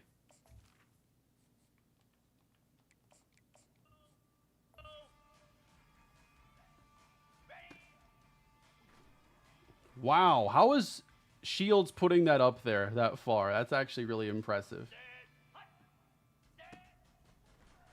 Ooh, that was a quick interception there. 42 Spider. 4-2 Spider. Razor.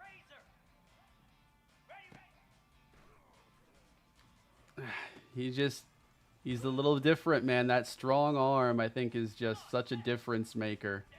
Now, it can also get me into a lot of trouble if I don't rein in the offense a bit. So, but I think this strong arm is just so good. Let's go.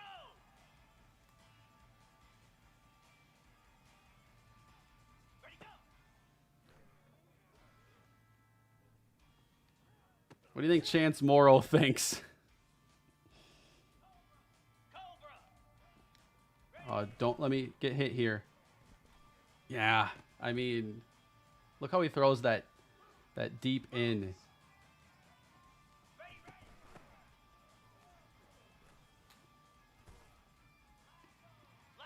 I need to get a little thumbnail for the edited off season, because that's still going to be a video that I do.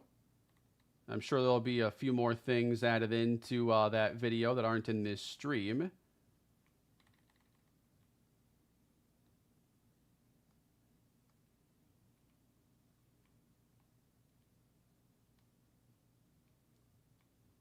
Just need at least one little thumbnail of one of our new players.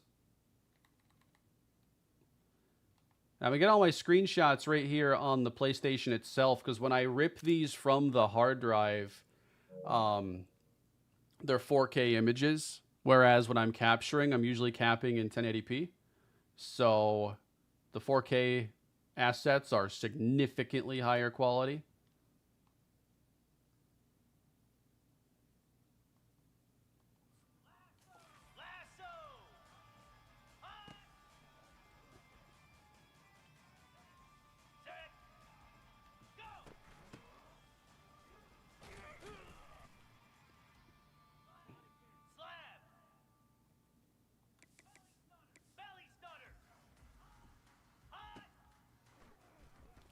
Ooh,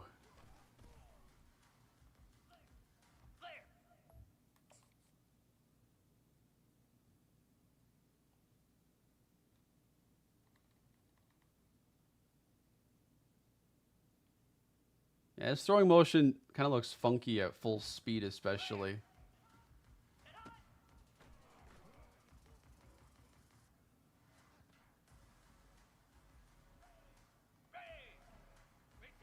Man, I just have to keep it under control here. He has an arm, but I can't overdo it this year. Here we go. Left. Ready. All right. I've seen enough. Easy.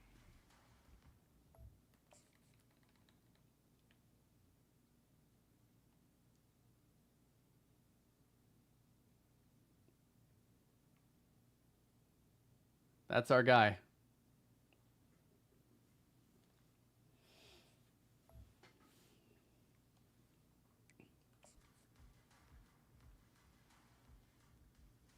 For a year.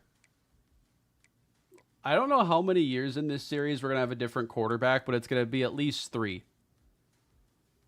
Because our top 2 this year are both seniors. So we can enjoy this for a season, and then maybe it's Richie Watts next year. Unless we bring in somebody more impactful. And Watts does also have a pretty strong arm. It's not nearly as strong as Gray's. With another year of development, if his caps aren't too bad, maybe he could even be more accurate than Gunnar Gray. But Richie Watts, probably year 3 quarterback. Pacheco, it depends what how good his development is, really. He's got just the ways to go, and if I get too attached to this stronger arm, I don't think his arm strength, I think, is already at his cap. You want to try him right now in practice? It's not a bad little idea. Let me switch this formation anyway. All right, Eric Pacheco. Oh my God, he's a lefty.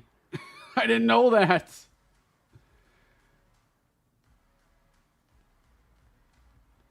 That awkward moment when you realize your quarterback's left-handed. I feel like he's got a much slower wind-up, too. He's not just flicking it. Get set. On.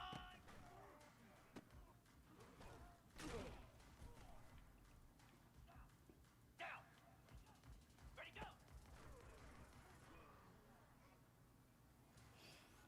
Now, with these lower throw power quarterbacks, what you're still getting their ability to throw downfield, but what you're losing is that pass velo, that thread the needle type of skill. On some of those throws I had with Gray, I just don't, you're not going to get those same throws. Wow, that's a nice powerful run for Dingle. 29 Philly. That's not going to be a good one anyway. Here we go. Go. Not bad, though. Pretty good throws. 42 Spider. On.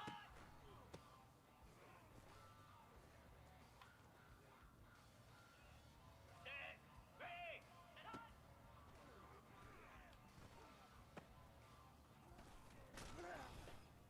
on. Easy. But he can run option.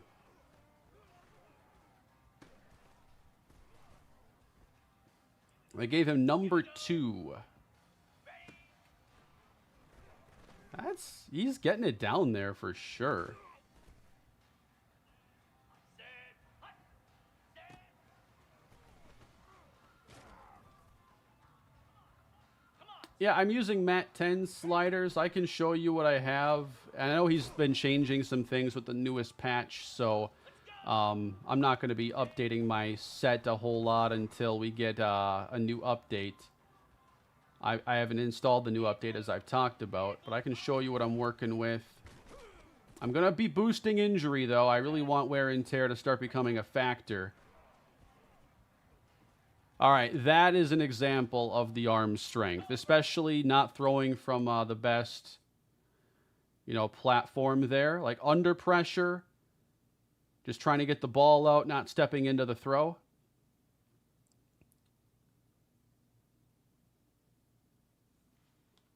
That's what you get with the lesser throw power.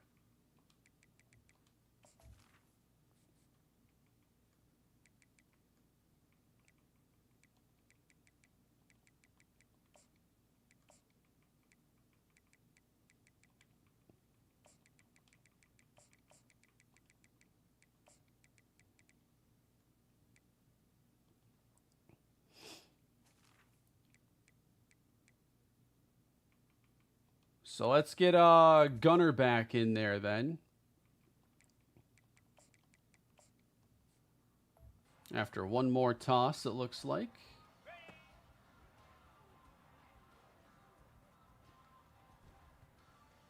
All right, so now we have Witherspoon and Harris in there along with Cajuiced.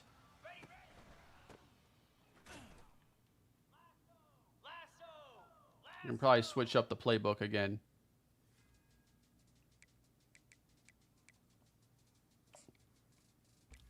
Yeah, let's go bunch.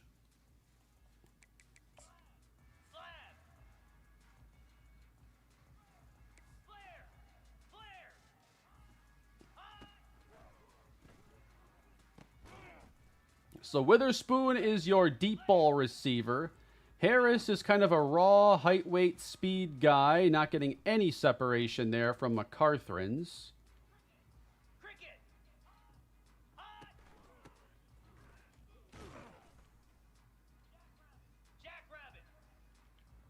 I want to see a couple deep balls to Witherspoon, especially with Gray's arm strength.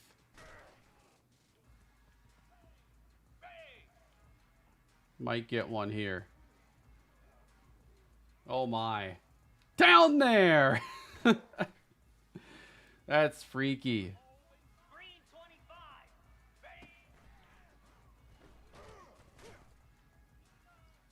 You should expect to see a lot of Sperling, yes. If the wear and tear ends up working out, I might not be able to bell count him a whole lot, like 20 touches a game. But, you know, when he's good to go, he's going to be out there. And we're going to have a decent backfield, I think. Henderson got good development this past year. He's our highest rated guy. And then you throw in Leon Dingle, and we don't need one guy to do it all. So I think we're going to have a nice running back by committee. And then with Gunnar Gray, I'm a lot more excited now for our passing game than I was earlier. This arm strength is making a really big difference. Developed well accuracy-wise. Looks like he's ready to play.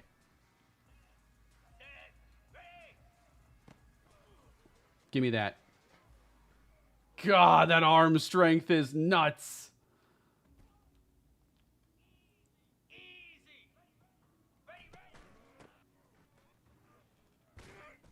But I don't want to get too carried away with Gunnar Gray and throw another 18 interceptions this year. I want to limit the turnovers. I want to run the ball more. Man, just the zip on even that swing pass. And, you know, if you're going to look at an offense like I want to have that has more, you know, quick hitters, get the ball to your guy in space, you want the ball in their hands as fast as possible. And with a strong arm and a quick release, we're going to be able to get these guys the ball in better situations more often. Those little split seconds on the time it takes to throw to get to a receiver. And being able to throw, you know, that quick flick.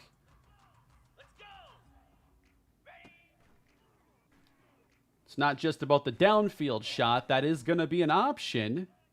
But it's not our offense.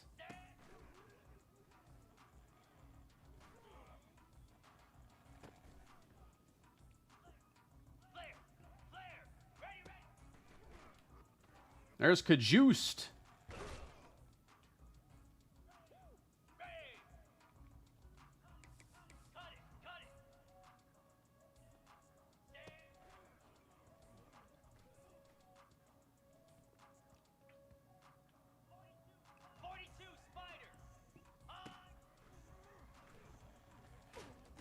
Haven't been getting Harris involved a whole lot yet.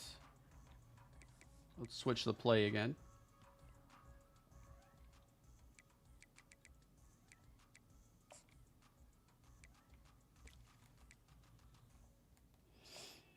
Easy.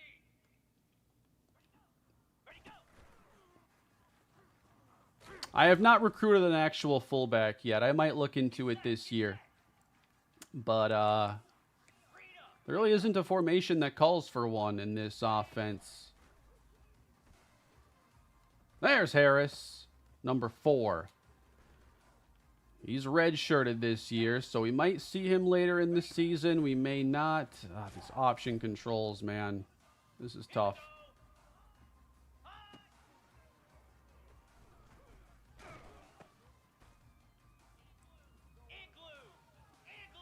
You're giving me an over-under on interceptions at 22? I had 18 in year 1. Are you thinking with Gunnar Gray I'm going to be even more reckless? It's possible. I might get carried away. As soon as stuff starts working, I'm like, all right, I'm feeling it. Today's the day. I'm lobbing it up to the tight end here, up 7 with 3 minutes to go in the game or whatever it was. Nice route. Here we go. 691 Gators far. Set.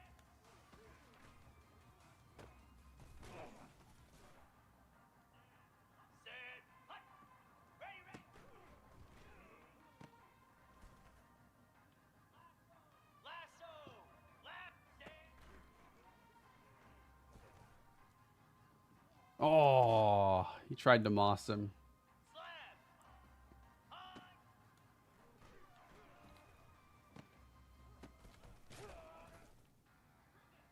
Cricket. Ready, go.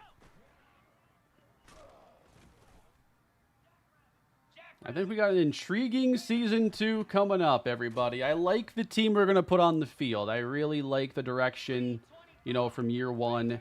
I think that our backfield's going to be better and not just reliant on Sperling.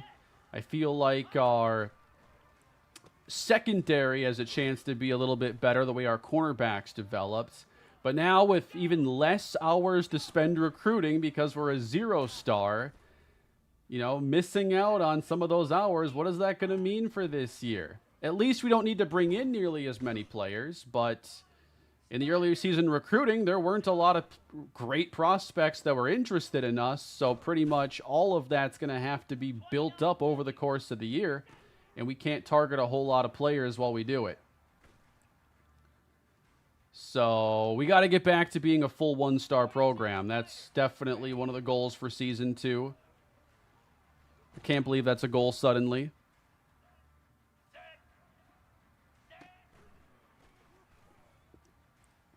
We had some success in the transfer portal, getting a few, day 1 starters. So replacing Sean Dolak isn't too difficult. Nice catch.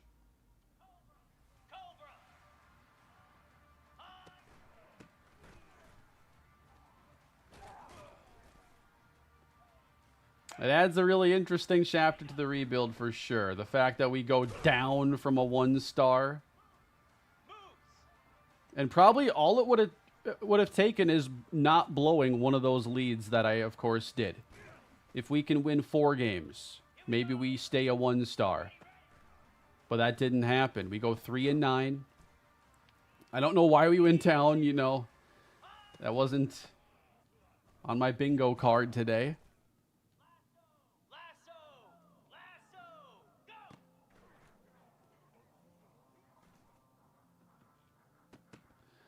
That was a successful offseason, though. I really enjoyed that.